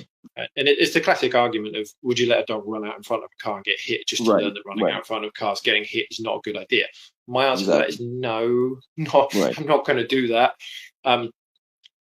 You might be able to run a careful experiment if you just put an automatic car and drive and stand in front of it and let it hit you and your dog, and you see, oh, these are big, heavy, and powerful. Don't like this. No fun. Not suggesting anyone does that. Don't do that. Of course we don't. Just we don't go stand in a road and go, come on, dog, let's learn how much this hurts. We don't want to run in front of a car. Right. But the dog does. So the dog doesn't understand it. So this is why street dogs in particular are so good at crossing roads. I was just gonna learn. Yeah, go ahead. They do learn that. They learn that the hard way, or they see a dog learning that the hard way, or on the flip side, they see the dogs crossing the road successfully where the traffic stops for them on crossings, and so they learn how to do that without getting hurt. Yeah. They don't really know that the car's hurt. What they kind of see is the car's just going by, like, I can't get past this. Right. So my two have learned the wrong lesson, because they're good-looking dogs and are very distinctive. We go near a busy road, the traffic stops. So my two have learned that stepping out into a road means cars stop, because they do. And people actually stop driving and wind their window down and start talking to me as I'm walking along with my dogs. And so my dogs have picked up the wrong lesson. They think cars stop for them. So my two are not very sensible by the side of roads at times. So I have to keep them on leash because they have learned the wrong damn lessons, because people see them and they stop driving. My dogs are never going to learn that a road is dangerous because everybody stops what they're doing. And so they will, but they'll never understand a car's dangerous because they've never been hit by one. It's just an object in the way they have to navigate past, or it's something their owner doesn't want them going there. Why? Yeah, they don't even have that. They don't even have that thought. It doesn't go that far. Right. They're not sufficiently conscious to do that next level of thought process. Yeah, no, and I agree with that. I guess me saying I was saying that more from my perspective, saying like I'm telling you not to do this. Try to keep. But I know the dog is not. That's not going that far with its thought process. But I'm not saying don't do that. We all do. Yeah, we all do. I was going to ask you. Go ahead. Were you going to finish? Were you going to say something? No, I'd finish. Carol. No, it's because I was going to ask you, like, and this is why I made that video talking about the value of a dog who has gotten those lessons, because that dog can recognize danger in the world, which this is why I have no problem with my dog, experiencing something in the environment and saying, I don't want to go near that, because she's learned that through her time as a stray dog. So to me, that's a beneficial thing, because that's going to keep her safe in the long run. I don't have to worry about her running into the road and getting hit by a car. I don't have to worry about her making decisions like that are going to threaten her life. I don't have to tell her not to do. She already knows that shit. So nature has done its job for me, and that's why it's like people can say what they want about it as far as her wanting to not move forward or resisting but to me, that is a net positive, because there's so many benefits that come with that mentality and her understanding the real world, as opposed to a dog who doesn't, and it'll just run in the road and get hit by a car because it doesn't know any better, So there is one way you can imprint some avoidance on. If you, and it's very dog dependent, again, not advising people do this. If you show fear towards the thing you don't want your dog going near, you can imprint that fear onto the dog. But depending on the dog you have, they might decide they want to go kill that thing you're now scared of, or they might decide they're going to avoid that thing you're now scared of. So that's a risk I would never take. I'm not doing that. I don't advise people do that, but that is how your influence can impact the dog in that regard. As for pausing and dogs not wanting to move forward, I've been there. Rollo in particular, when he was younger, there was a subway at the railway station where we are for pedestrians to go under the railway tracks. He did not want to come down there with me for the first couple of years of his life, and being what I was with slip leashes, I made him. And then when he went back onto the flat collar and leash and I started really building a relationship with him, didn't want to begin with, but eventually he was happy to start going down there. That took time. It took a long time to build, because his desire to follow me through this scary place had to be built up by his trust in me, and now he can and will do it without really any issue. It's not his favorite place in the world. He doesn't like it. The noises of the trains should want to arrive is pretty damn loud. I get it. He can't see what's making that noise. He doesn't know if it's safe or not. But we've been down there 10 or so times now, and they follow me. It's not a problem. But it goes back to my earlier one. The leashes prevent leadership. If a dog's not coming with you, even if it's off leash, there's a negotiation occurring at that point. How far, if you move far enough away, will your dog follow you or not? Or are they saying, hey, no, I'm really not happy with this? And then you have to think, well, okay, where is the relationship build going to occur in this scenario? Where is the relationship destruction going to occur? If I just keep walking, is this strong enough for the dog to actually get brave and follow me and then have that relief flooding through of removing the fear? Or is this a bigger problem than that, and actually I need to acknowledge this is a bigger problem than that, and we need to find a different way to go where we're trying to get to? And that's never easy to figure out, and that's what I had to do with him. And he didn't want to go down that underpass. I went out of sight, and bear in mind this is in the middle of my town centre where there's cameras everywhere, and a Tibetan Mastiff off leash is not something I was really comfortable doing, especially if he's getting scared around a busy railway station. So I had him on the long line. I think it was the 20-metre long line. So that's 66 feet, and I disappeared off down this tunnel, and he wouldn't come. And I was like, you know what? I'm not going to force him. Done this before, and so I acknowledged his issue, and we went a different way over it. And I practiced a couple more times after a few months, going other places, doing stuff with him, just building that relationship.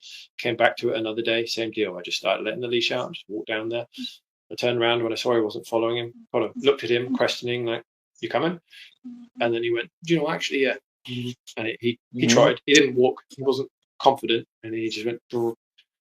Whereas if I dragged him, in my view, I'm harming that relationship where he will think of me. He's not acknowledging my fears. He's not taking into account what I'm feeling. That's going to reduce my trust in this guy, because this is now all about him. It's not about us having a time together as friends, as partners. And I use that language deliberately. I do genuinely treat my dog like that. He is a friend. He is a partner. He is allowed to choose things we do and not do. And I sometimes there's limits to that.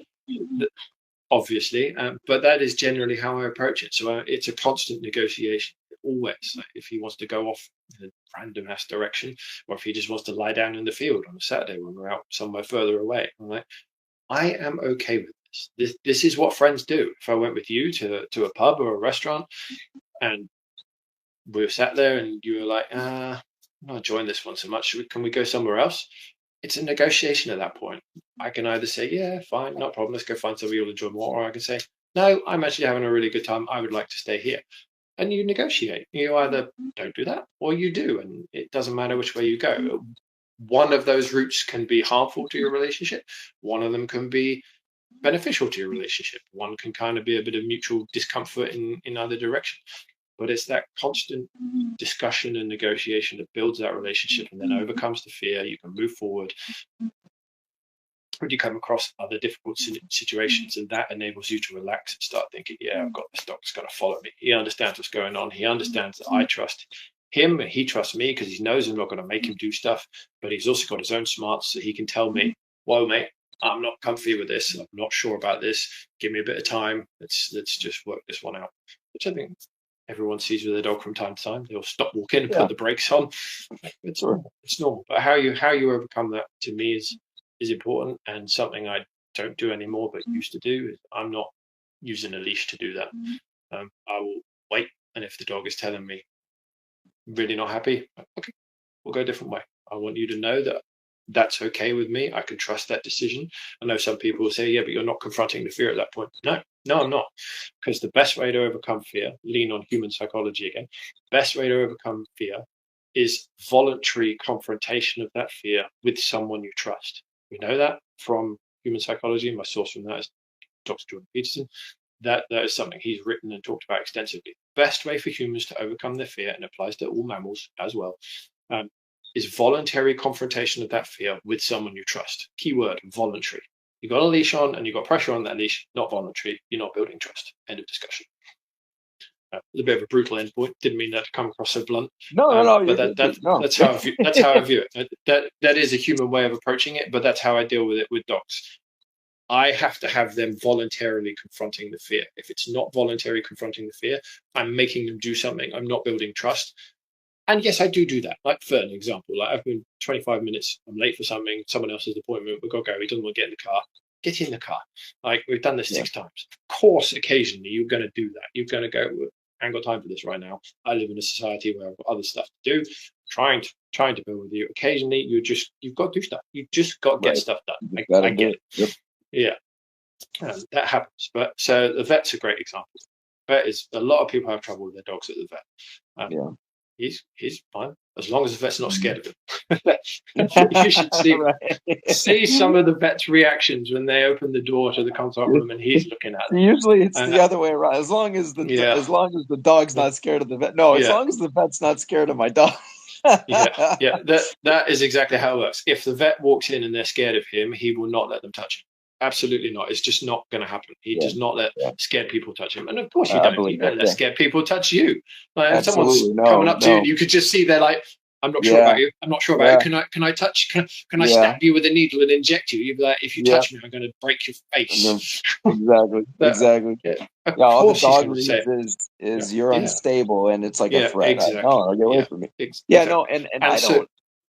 Well, I was just going to say, because I'm not even somebody who believes that you need to force your dog to confront all fears anyway. Like, I think there are some things that if the dog is scared of X thing and it's not necessary for me to work them through that, then who cares? It's not. I don't need to do it. I don't think it's necessary to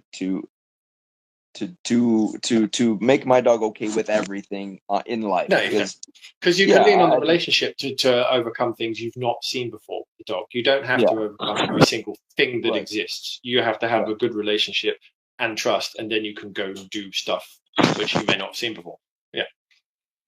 Yeah, so it was just to your point that it's like you're not going to conquer fears unless it's voluntary, and I'm just like, yeah, and there's some fears to me. It's like we don't need to even confront it at all. It's like it's not a big deal. Yeah.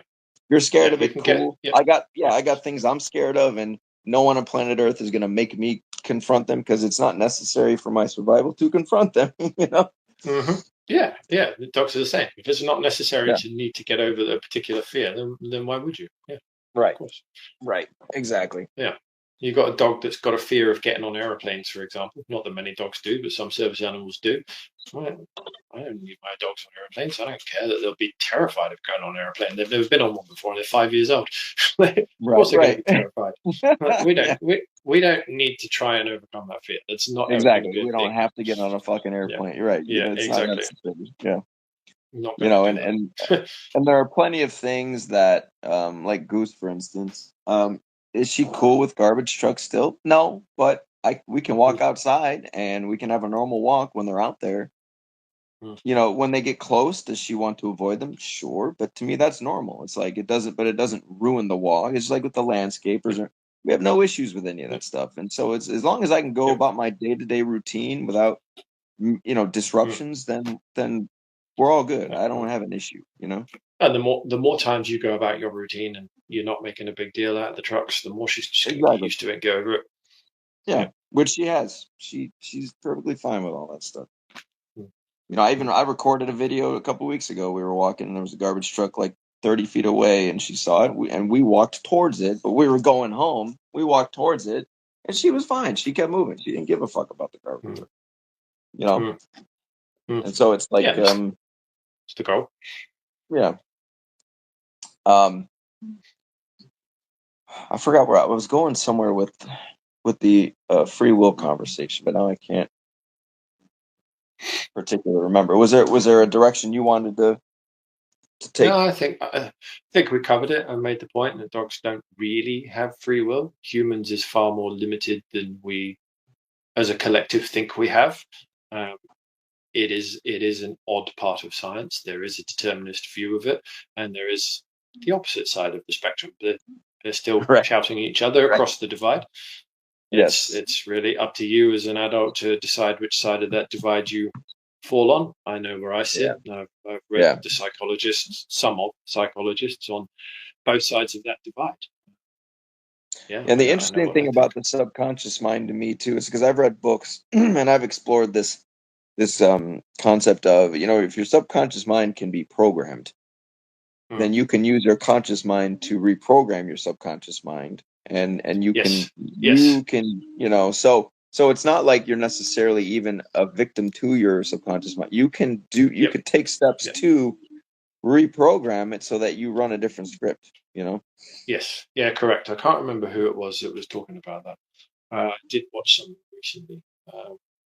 Maybe it was Chase Hughes, maybe it wasn't, but just to make it as most controversial as we possibly can, let's chuck religion in here. So what you've just described, which I think Chase used to talk about, is, as far as I recall from my earlier days when I was young, so I grew up in a family that went to church, the Christian concept of sanctification is the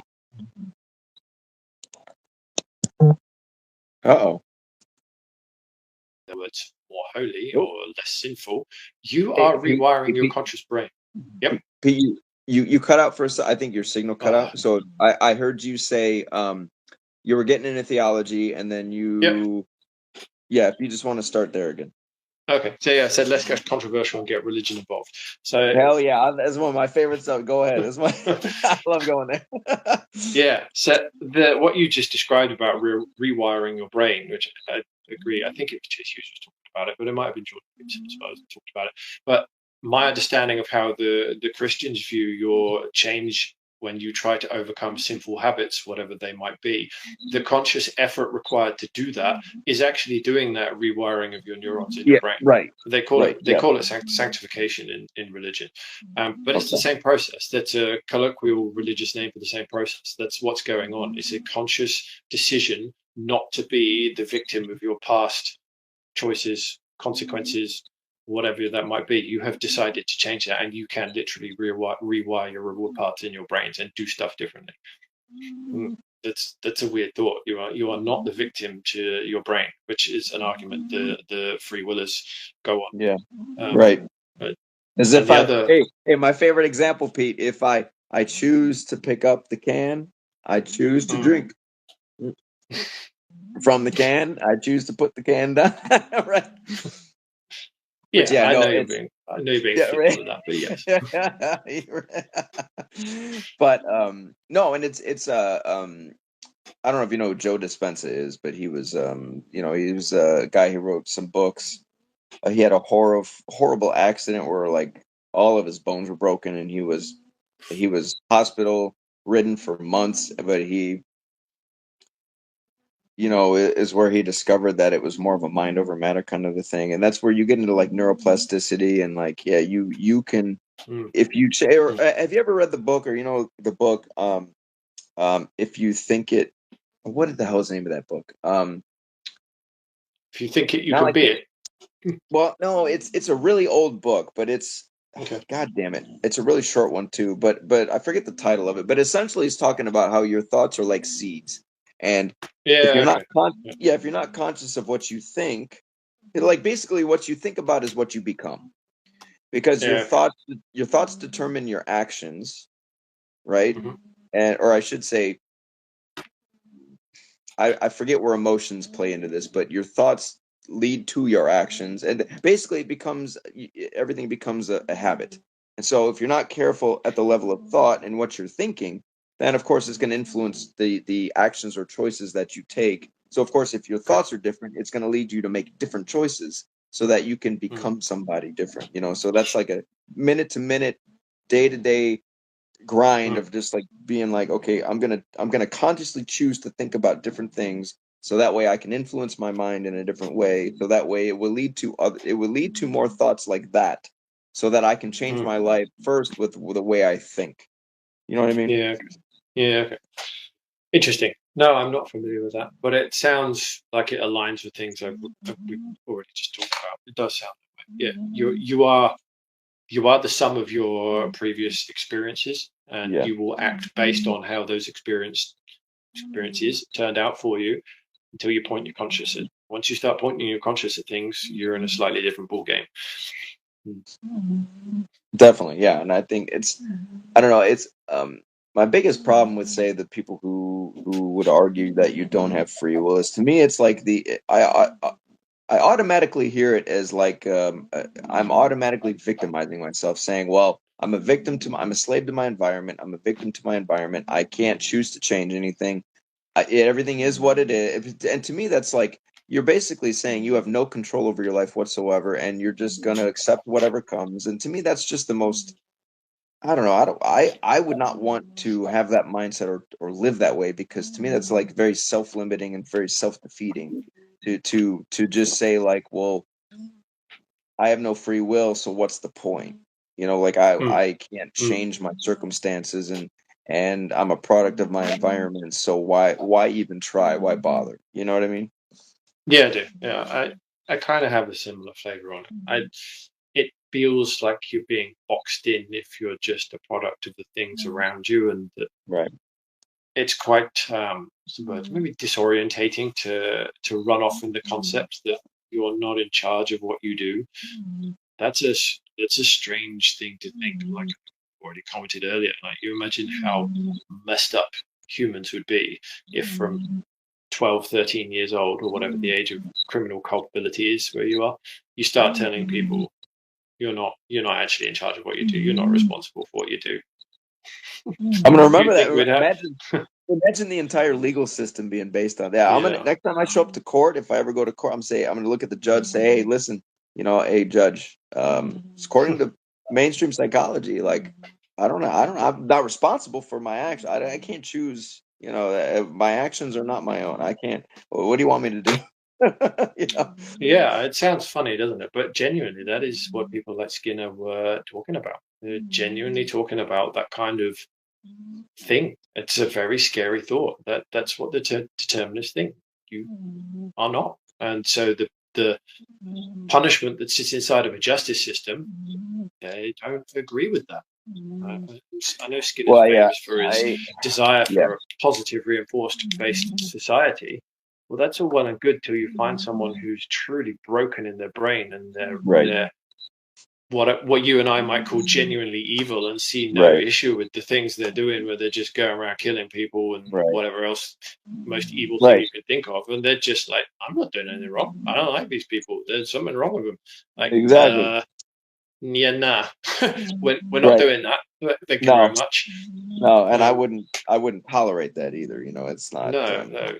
The presuppositions that go with the moral framework to understand how a society would function like that. Right. Now, I'll share a controversial opinion. Now, in my view, because there's so many things I disagree with about the legal system, also, but in my opinion. So let's say pedophiles, for instance. I think if someone gets accused or if someone's found guilty of that, I think they should just get the death penalty. Like, let's just weed their genetics out of existence altogether. Why would we want their genes in the gene pool? Most of the time, they get released back into society anyway, and they do it again. Like, why should we tolerate that? You know what I mean? Yep. No, I love the same. There's a lot of things I would add to that. There's a lot of things which I really, really think, why are we keeping these people around? It's a very, very difficult moral argument. Is there such a thing as a second chance? Can people change? Some people, yes. Some people, probably not. Can you ever build a system based on picking out the right ones and the wrong ones? Well, what we're doing now clearly can't. Only have to see what went on in Europe recently, or some of the cases that have been in the British news. That's just, I don't think some of these people should be allowed to still be alive. I really don't. But as with all things, who are the last people? Who are the last people on Earth I would ever trust with the power of life or death over fellow citizens? And that would be a government. Right. Exactly. Make that conundrum work. Yeah. I know. That's something I often wrestle with too. It's like I am very much anti-government, but it's like, okay, we also need some kind of social order. So it's like, what do we do with that? Government has never, the history of humankind, government has been the number one cause of human suffering and death. But it's like, well, but we also need some kind of accountability, some kind of social order, something to keep things in check. But so it's like, what? The problem is you get to the same place. Yeah, it's like the question of is it a necessary evil or not? Yeah, and it's always going to be a pendulum. You have complete anarchy on one end of the spectrum, and you have tyrannical government on the other. They're effectively the same place, just death and destruction in both. Yeah. Yeah. Now, well, hold on. Judette's been asking a question. I can't see. I'm sorry, Jude. I can't see the whole thing. But she's so. Let's see. If dogs have no free will, why do they shut down and capture? I'm sorry, Judah. I can't read the same thing, or I can't read the whole thing. My screen is not at 100% at the moment. But she's been asking questions about free will, like if dogs have no free will, why do they do this? Or I think she's just asking questions about free will in relation to dogs. It comes down to genetics and the way the brain is processing how to best survive and how to. Let's go to Skinner's operant conditioning. The whole point of an animal existing is to procreate, is to keep the line of the species going. So to do that, it needs to survive, it needs to gather resources, it needs to find a mate, it needs to find a suitable place to raise offspring. They're the fundamental underlying base across all mammals, things that go on in the deepest, darkest parts of the brain. So that's what all animals are seeking out to do, seeking out survival first, procreation second, place to raise a person, and place to raise their young. So when you've got an animal that's trying to achieve those things, it's not trying to achieve those things consciously. The dog's not walking around going, well, today I need to find my mate. Yeah. It's not how I know what it works. Yeah. It's so like they're it's like. Oh, go ahead and finish. Go ahead and finish, Pete. So that's what they're trying to achieve on a day-to-day basis in the big picture terms.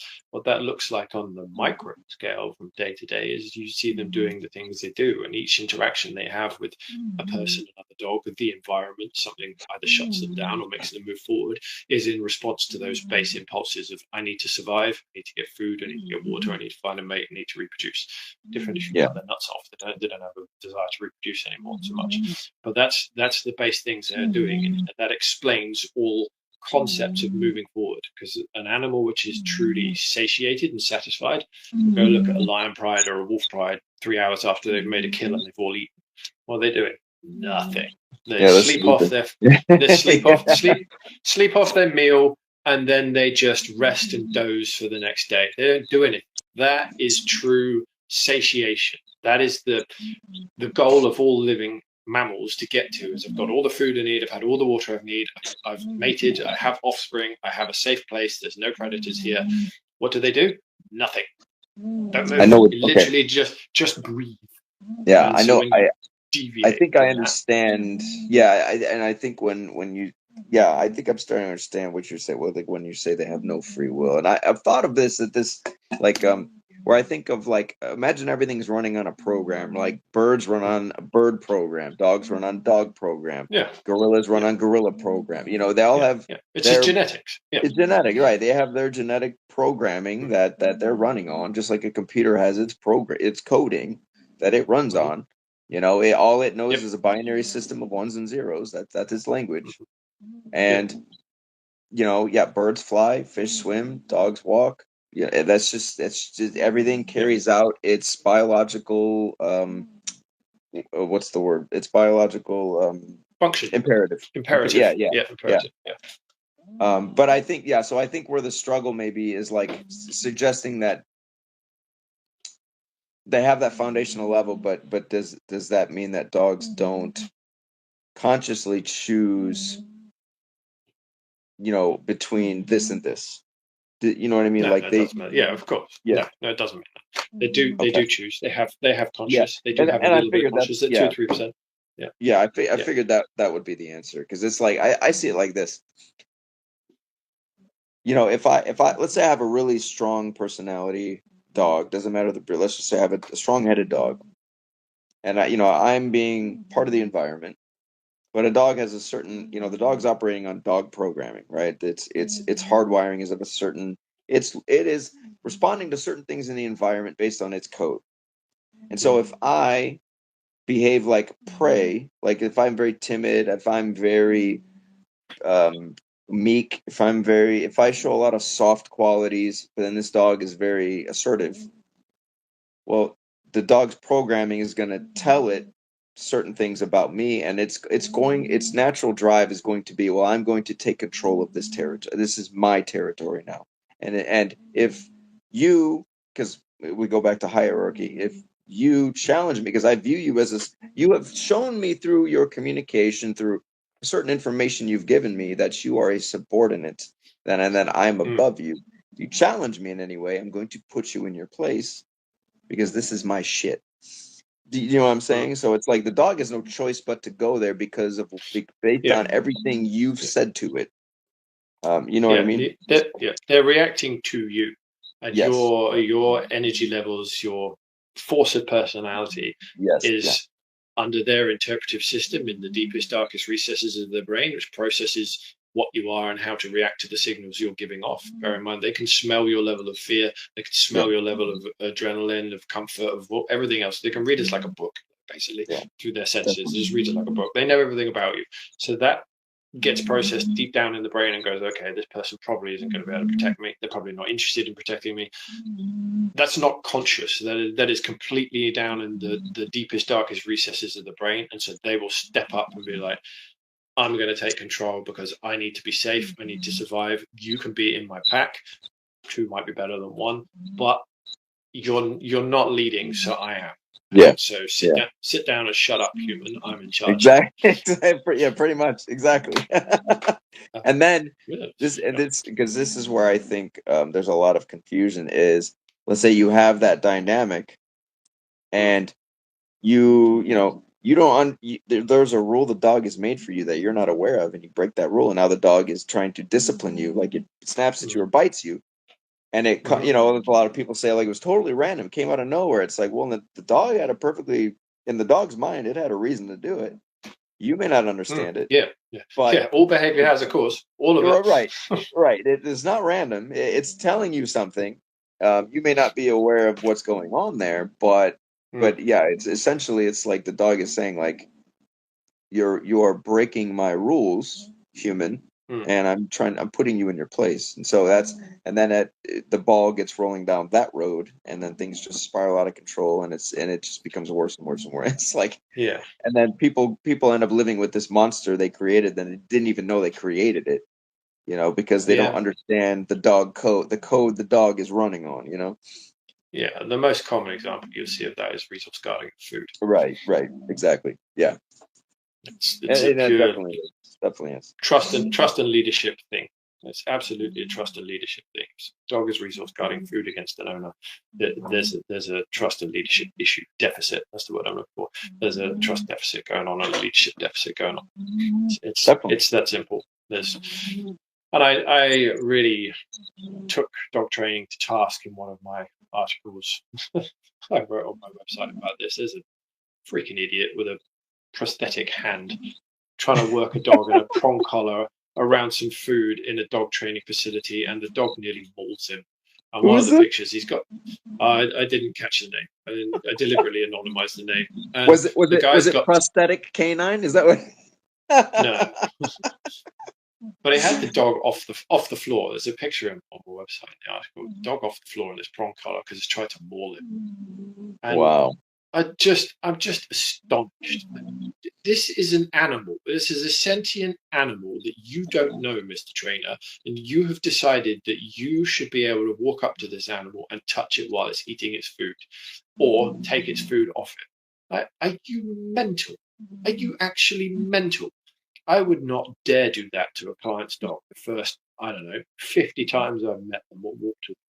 I'm not a leader yet in their eyes to that level. I'm not trusted to that level. This is a former wolf you're working with. All right, let's leave the toy poodles out of this. I don't know if those guys. I don't know if those guys are former wolves, hamsters. But it just wouldn't dare. Why? Because I have more respect for a dog. It's a sentient being with its own brain, its own way of seeing the world, its own knowledge of survival, its own genetic imprint as to what it owns and what it does not own. I would never walk up to someone else's dog and dare try to take food off it. If I got bit doing that, well, serves me damn right, you fool. Don't be stupid. Yeah. I got really pissy and sad and argued with the guy actually on Instagram about it and said to him, if you did that to me, I'd try and unalive you too. I'd bear a grudge long enough to actually do it. You string me up by the neck off the floor in a prong collar because you're poking me with a prosthetic hand while I eat, and then saying you're going to claim my food. Like, we're fighting. Like, we're going to death. No, you're going to end. What's funny too is the first thing I'll say to that is oh shit! Now I forgot what I was going. Well, I'll go to the second thing. Then the second thing would be see for me, and this is where like dog training, like learning theory, it all falls apart. Is for me, it's everything that's important about that scenario is everything leading up to me giving the dog the food, rather than just giving the dog the food and then trying to work backwards, trying to take the dog's food away. No, it's like I need to establish things before the dog even gets the food, so I can avoid the dog, being aggressive toward me after it's gotten it. You know what I mean? It's like, but they see it through this lens of like, well, if I give the dog the food and then punish the dog when it does that, it's like, no. Yeah. You're working backwards. Yeah, you're working backwards, and you're working against the dog. Let's work with the dog's nature, but you're working against it. Yeah. Damn it! What was the first thing I was going to say? Was I can't remember. It'll come to me. But Can you so yeah? There's some misunderstandings about what the definition of sentient is. Do you know what the definition is? Well, I don't have a definition off the top of my head. I haven't delved into what that means. It's simple. Sentient is just a I believe a conscious being who can just it feels pain. It has sensory experience through its environment. Pain, emotion, whatever. Okay. That's all a sentient being. Has sensory input. Yeah, and but I sometimes I think there are certain people who hear that word and they automatically they believe that word means we're saying they're exactly like humans, and that's not what the word means, except that we are both sentient beings and that we experience the environment through sensory experience, pain, emotion, whatever. Yeah. But it's not a way of humanizing the dog. No, not at all. They have their own sensory inputs and their own sensory experiences, which would be weird to be plugged into. Imagine having a nose 100,000 times stronger than the one we got. I know. Sometimes I'm like, I wonder what the world smells like through their nose. It must be absolutely crazy. Yeah, or to be able to hear a butterfly fart from 200 meters away. I don't know if I would want that, to be honest with you, because then you could smell the fart afterwards too. You could hear it. You would. Yeah, I wouldn't be able to sleep, or because the smells would be horrible. Yeah, right. Although I don't know, they can smell a pile of shit and think there's something tasty in there. So it's like I don't know what necessarily they pick up. Yeah, they must be able to shut off the repulsive part of the brain, maybe. I don't know. Can stop them from going. Well, I don't know. You show them something they don't like the smell of. Lettuce is probably a good one. Shove a lettuce in their nose. Yeah, they're like. I don't know how it works. Did you see the video? There was some woman who was trying to prove her dog was vegan, and she put a piece of lettuce in a bowl and then some meat, and she genuinely thought the dog was going to go for the lettuce, so she puts it down, and the dog she lets her dog make the choice, and of course the dog goes to the meat, and she cut the camera off right away. It's like, well, what did you think was going to happen? The dog is not. Here's a controversial one for you. So what dogs are is facultative carnivores. With all that's a nice big word in front of that. What does that mean? So dogs are facultative carnivores. So what that means is their primary food source is meat. They're prey. They hunt prey, eat prey, but actually they spend quite a lot of time eating non-meat when they can't get meat. So the last set of wolf studies I was looking at, I can't remember where they were. They were either in Minnesota or Yellowstone wolves. They've been tracking what the wolves have been eating, and long term there was up to 40% fruit and vegetable matter in the dog's scat, and that was over a course of a year. They kept measuring once every other week, and they found that actually wolves will eat up to at times of no food 60% veg and fruit. Yeah, I think I read something like that when they have no choice. Like my dog's friend, like my previous two dogs, and to your point, Judah, you said one of your dog. I can't read the rest of it. Said one of your dogs likes lettuce. Because I'm of the opinion that dogs are not obligate carnivores, but they they're opportunistic eaters, but they are predatory. They hunt prey. However, they do eat plant food. They don't, but they're not. The people that think they're vegan or they should eat a vegan. It's like no. They're not. The technical term is facultative. Carnivore. Is that what it's called? Facultative.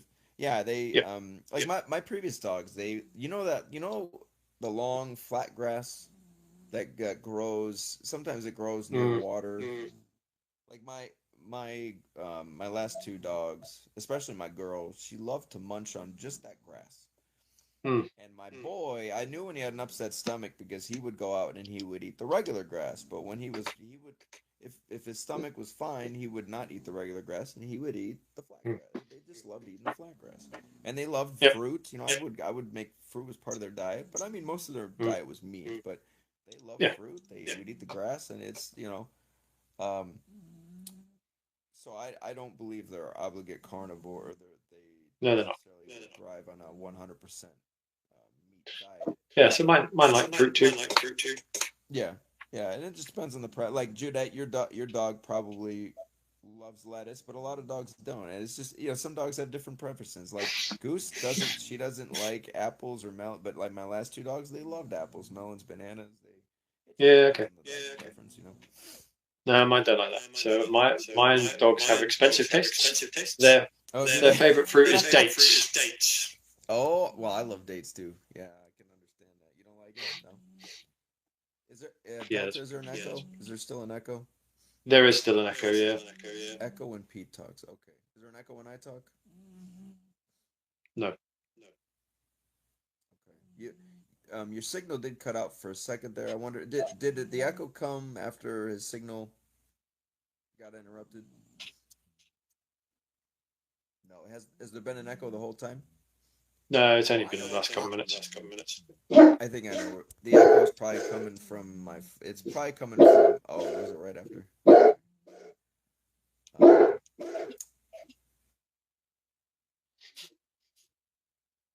know. Let me try to.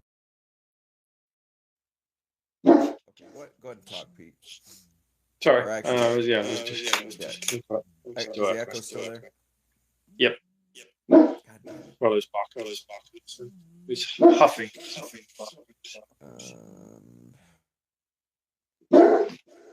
Shit. That's a good echo test. Right. Right. Damn. And my Bluetooth, of course, doesn't want to connect. Oh, is that what's happened? Your Bluetooth is disconnected. I'm surprised there wasn't an echo before. Let me see here. Yeah, I thought maybe it was because it was coming through, like the echo of you talking coming through the speaker. But... Yeah, it could have been that. God damn it! I don't know why my Bluetooth does not want to. It doesn't want to work with this. I don't understand it. It's not normal. Guys, is the echo bad? Is it bad or?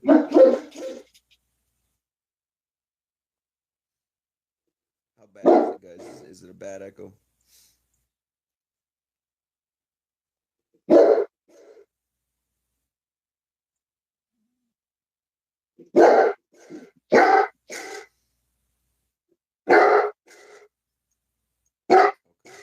Someone else. You say it died down? Died down, Delta? Yeah, I can't hear myself again now. Oh, I can. It's back. God damn it. Oh, you know what? Hold on a second. Let me try something. Let me link my Bluetooth, but not use it. And let's see if that actually can... Okay. Let me see if that works. Okay, is it still there? I can hear it just. It's quieter than it was. Okay, quieter. All right. We'll roll with quiet. We'll end it here soon then, because if my Bluetooth worked, we could eliminate it, but I don't want to annoy everybody. Yeah, no problems. Best right. Okay, I guess then to wrap it up, is there any questions you guys have? You guys want to ask Pete anything, or anything you guys want to know? Bear in mind, I can't see the screen. Oh yeah. I'll repeat the question to Pete. He says he can't see the screen. Okay, War on Dogs. What's up, War on Dog? He said, if we didn't have free will and even... God damn it, I can't see the full word. And even something with someone, it wouldn't have any value.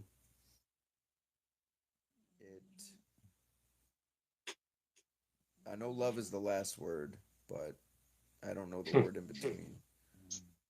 If we didn't have free will and even...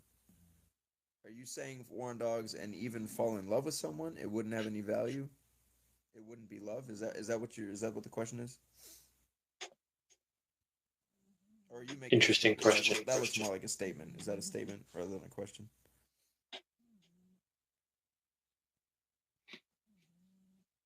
Okay, I think I see what you're saying, Warren. You're saying if we don't have free will and we fall in love with somebody, it wouldn't have any value because you didn't. I see what you're saying, where it's like, what meaning does it have if you didn't really choose it? I mean, I would argue on some level, like attraction and love is kind of out of our. It's not really a choice anyway. You know what I mean? It's kind of something that's triggered in you. It's a pre-programmed brain response. Yeah, like there are certain women that you're attracted to, and other women you're not so much, or other women you're repulsed by, and other it's. There's so many variables. That's not free will. It's your genetic code, and some of it will be based on your experiences. Definitely, I would agree with that. Yeah.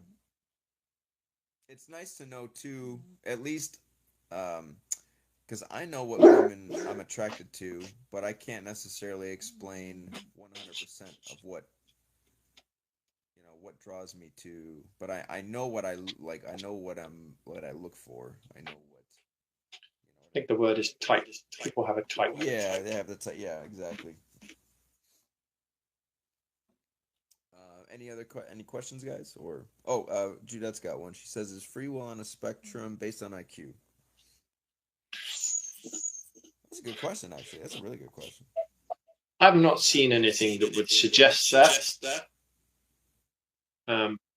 But it's a really hard one to answer. I don't have the ability off the top of my head, but my instinct says no. Yeah, I'll have to think about that. That's a good question. Oh, so yeah, Warren Dogs. I wouldn't disagree with you. He's saying there's a difference between attraction and love in humans. Oh yeah, definitely. I would agree with that. Yeah, there's a difference for sure. Like there's a difference between lust and love, or yeah, I totally. I do not believe in unconditional love. Although, well, I think a mother can unconditionally love her young, but I don't know. I don't believe people can love each other like people not related. I don't believe in that necessarily. I don't think. I don't even think love between dog and owner. I don't think that's unconditional either. I know a lot of people like to buy into that, but I don't. As you had said in a comment, Judah, relationships are transactional. Like it's a very transactional thing. There's a lot built on top of that, but it's transactional, and so it's conditional. If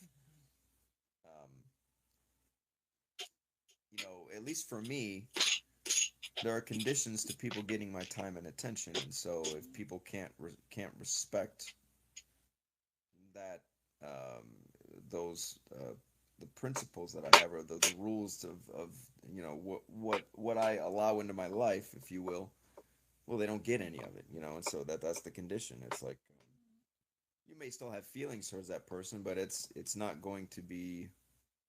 I wouldn't necessarily call it love though, but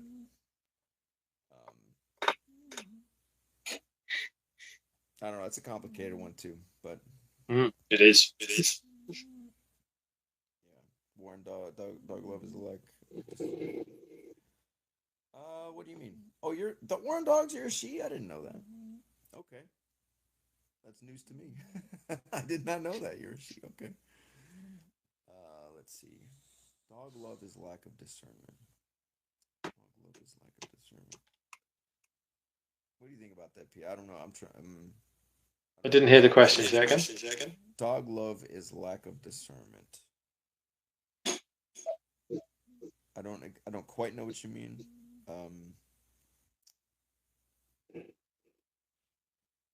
Yeah, that requires a bit more explanation first. Dog love is lack of. I don't know. I'm going to get that. Yeah, if you could give a little more information about what you mean, more on dogs. Otherwise. So, if I may jump in before we get that clarification, sure. My understanding of dog love is dependent on when you get your dog, I suppose. So when we rip puppies away from their owners at 8 to 10 weeks old, their systems are desperately trying to bond with something to replace the parents. Sure. Yeah. We kind of fit the bill as the mammal in the home and the thing that's now raising them. Can you call that love? We generally do as humans. We do that. Is it really? I don't know. I'm happy with that definition personally. It probably doesn't meet a scientific definition, but okay. I think that's why it's complicated. That's why it's a very complicated thing. It's like, really, like, do we really even know what it is? To begin with. I'm gonna say something very few people know about me. It's gonna be a cold truth.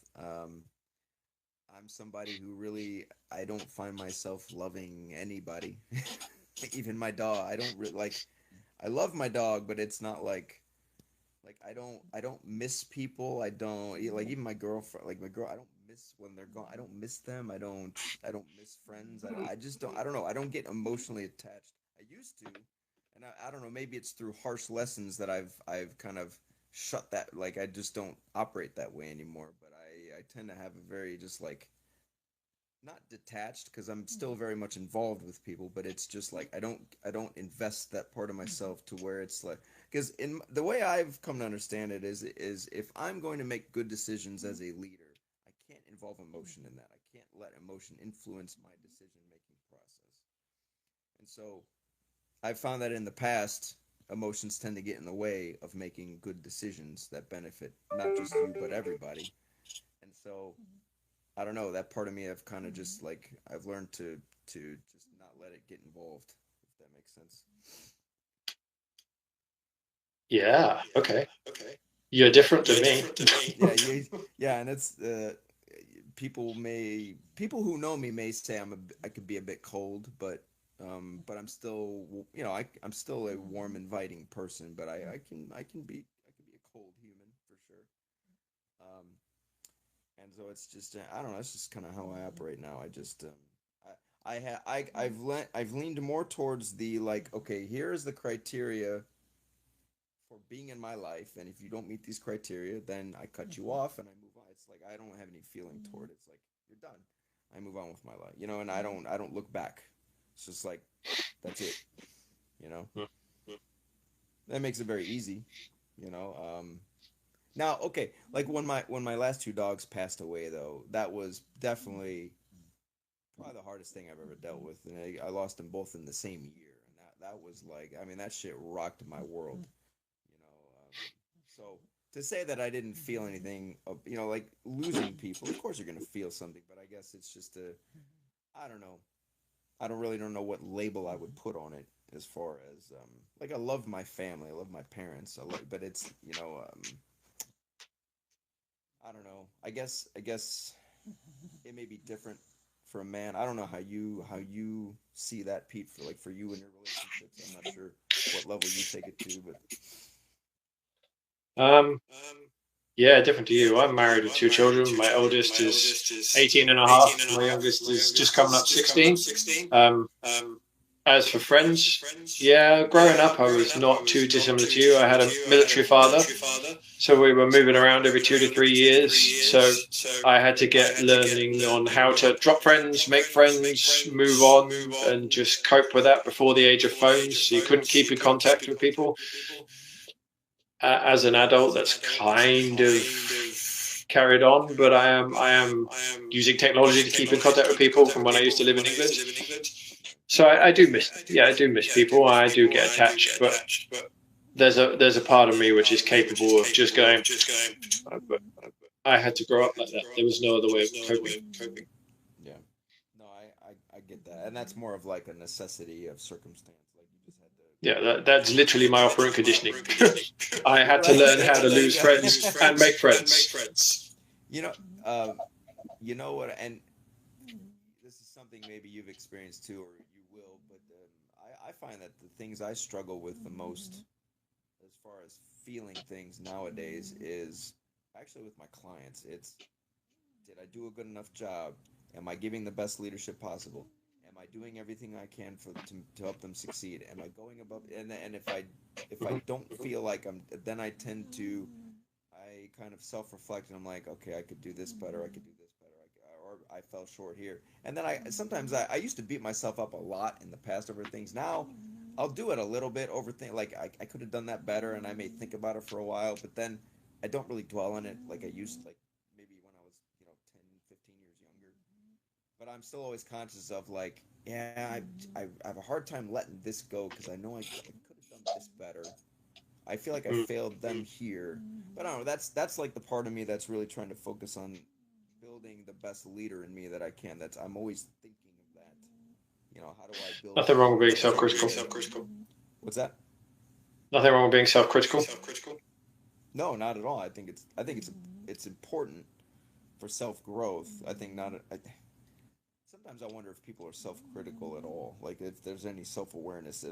It's like, do some people do they actually really sit and think about the things they do or the things they say and have self reflection, and are they critical of the choices they make or what comes comes out of their mouth. Sometimes I'm just like, how do you say that and not look in the mirror and be like, you're a fucking hypocrite? You know what I mean? Yes. I can't operate that way. I can't do it because I wouldn't be able to look in the. I would have to look in the mirror and say, you said this thing, and you know it's not true, and then you did this thing, which makes you a hypocrite. Or it's like I can't operate that way. You know. It would fuck me up. Yeah, that's because you believe you're in control of your destiny. Actually, that's something else I struggle with, Pete. What do you okay?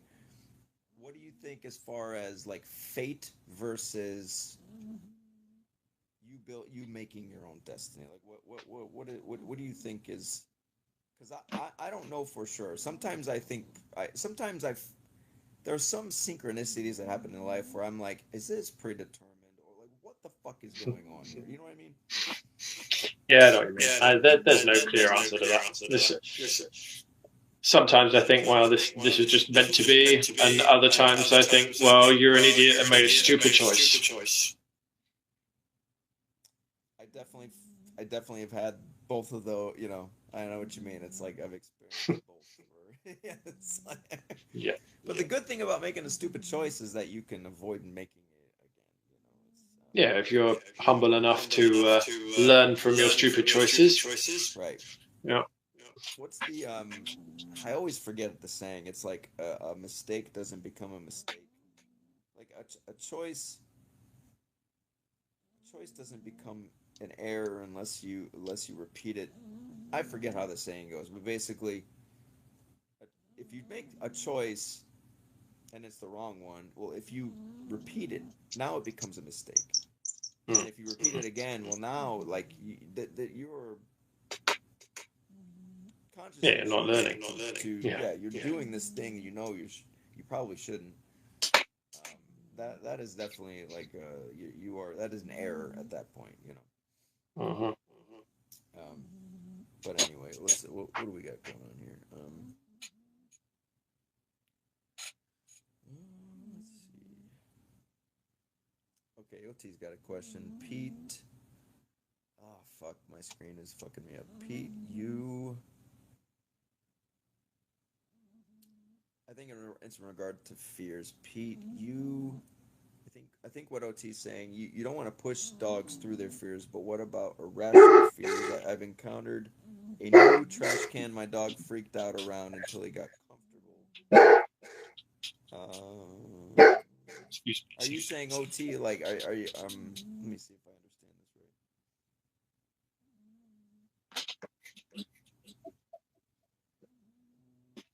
Yeah, I think maybe OT's asking, how would you handle a dog who has, like, irrational fears to something? Like a trash can. Trash can who just, like, the dog freaks out over it. It's like a huge reaction. Yeah, exactly the same as I handle rational fears. I just act calmly, and there's two approaches. You can just avoid the thing slowly getting closer over long periods of time, i.e. weeks, months, whatever, or you can go and sit by the thing and just ignore it until the dog gets comfortable enough to come up to you. That's the two main approaches. So Tora, my female, she had a phobia of plastic things. Hang on a sec, the echo's too bad. I'll take these out. So Tora had a phobia of plastic things when she was young, and it was an irrational phobia. It was anything made of plastic, so traffic cones and kids' toys, tricycles, whatever was lying around on the road, she couldn't cope with.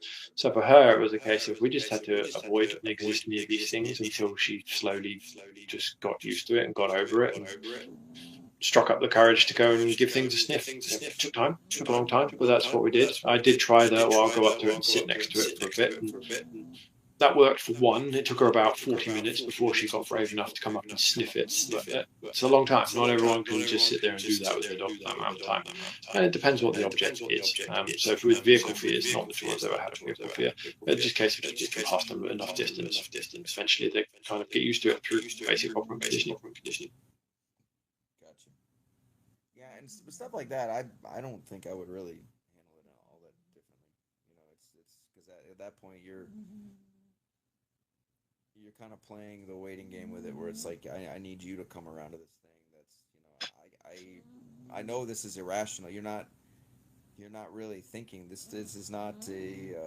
It's just kind of in you. You don't really have a choice over how you know, like my fear of heights. Like I don't have any choice of that. I'm just afraid of heights. Like what am I supposed to do about that? You know. But I have to be the one to go up there and like, you know, and I have like I can go higher than I used to, but I confronted that. Which was voluntary. Still a line I don't want to cross, and it's like if I don't have to, I'm not going to do it. You know. But let's see. No, I hear you, Delta. I think we're just going to wrap it up, but I hear you, man. I appreciate everybody joining. I mean, it was a great conversation. Thank you. Thank you for your time. Do you have any? Thanks for having me. Yeah, you're welcome. If you want to tell people where to find you, or you know, yeah, you can find me on YouTube under my business name, Partners in K9. You can find me on Facebook, same name, Partners in K9. Yep. Wonderful. All right, everybody. Thank you so much, Pete. I appreciate your time. It was a great conversation. Thank you, Kevin. You're welcome, and I'm sure we'll talk soon. And have a good night. Okay, Sure. everybody. Thank you. Thank you. Catch you later, folks. Thank you, Pete.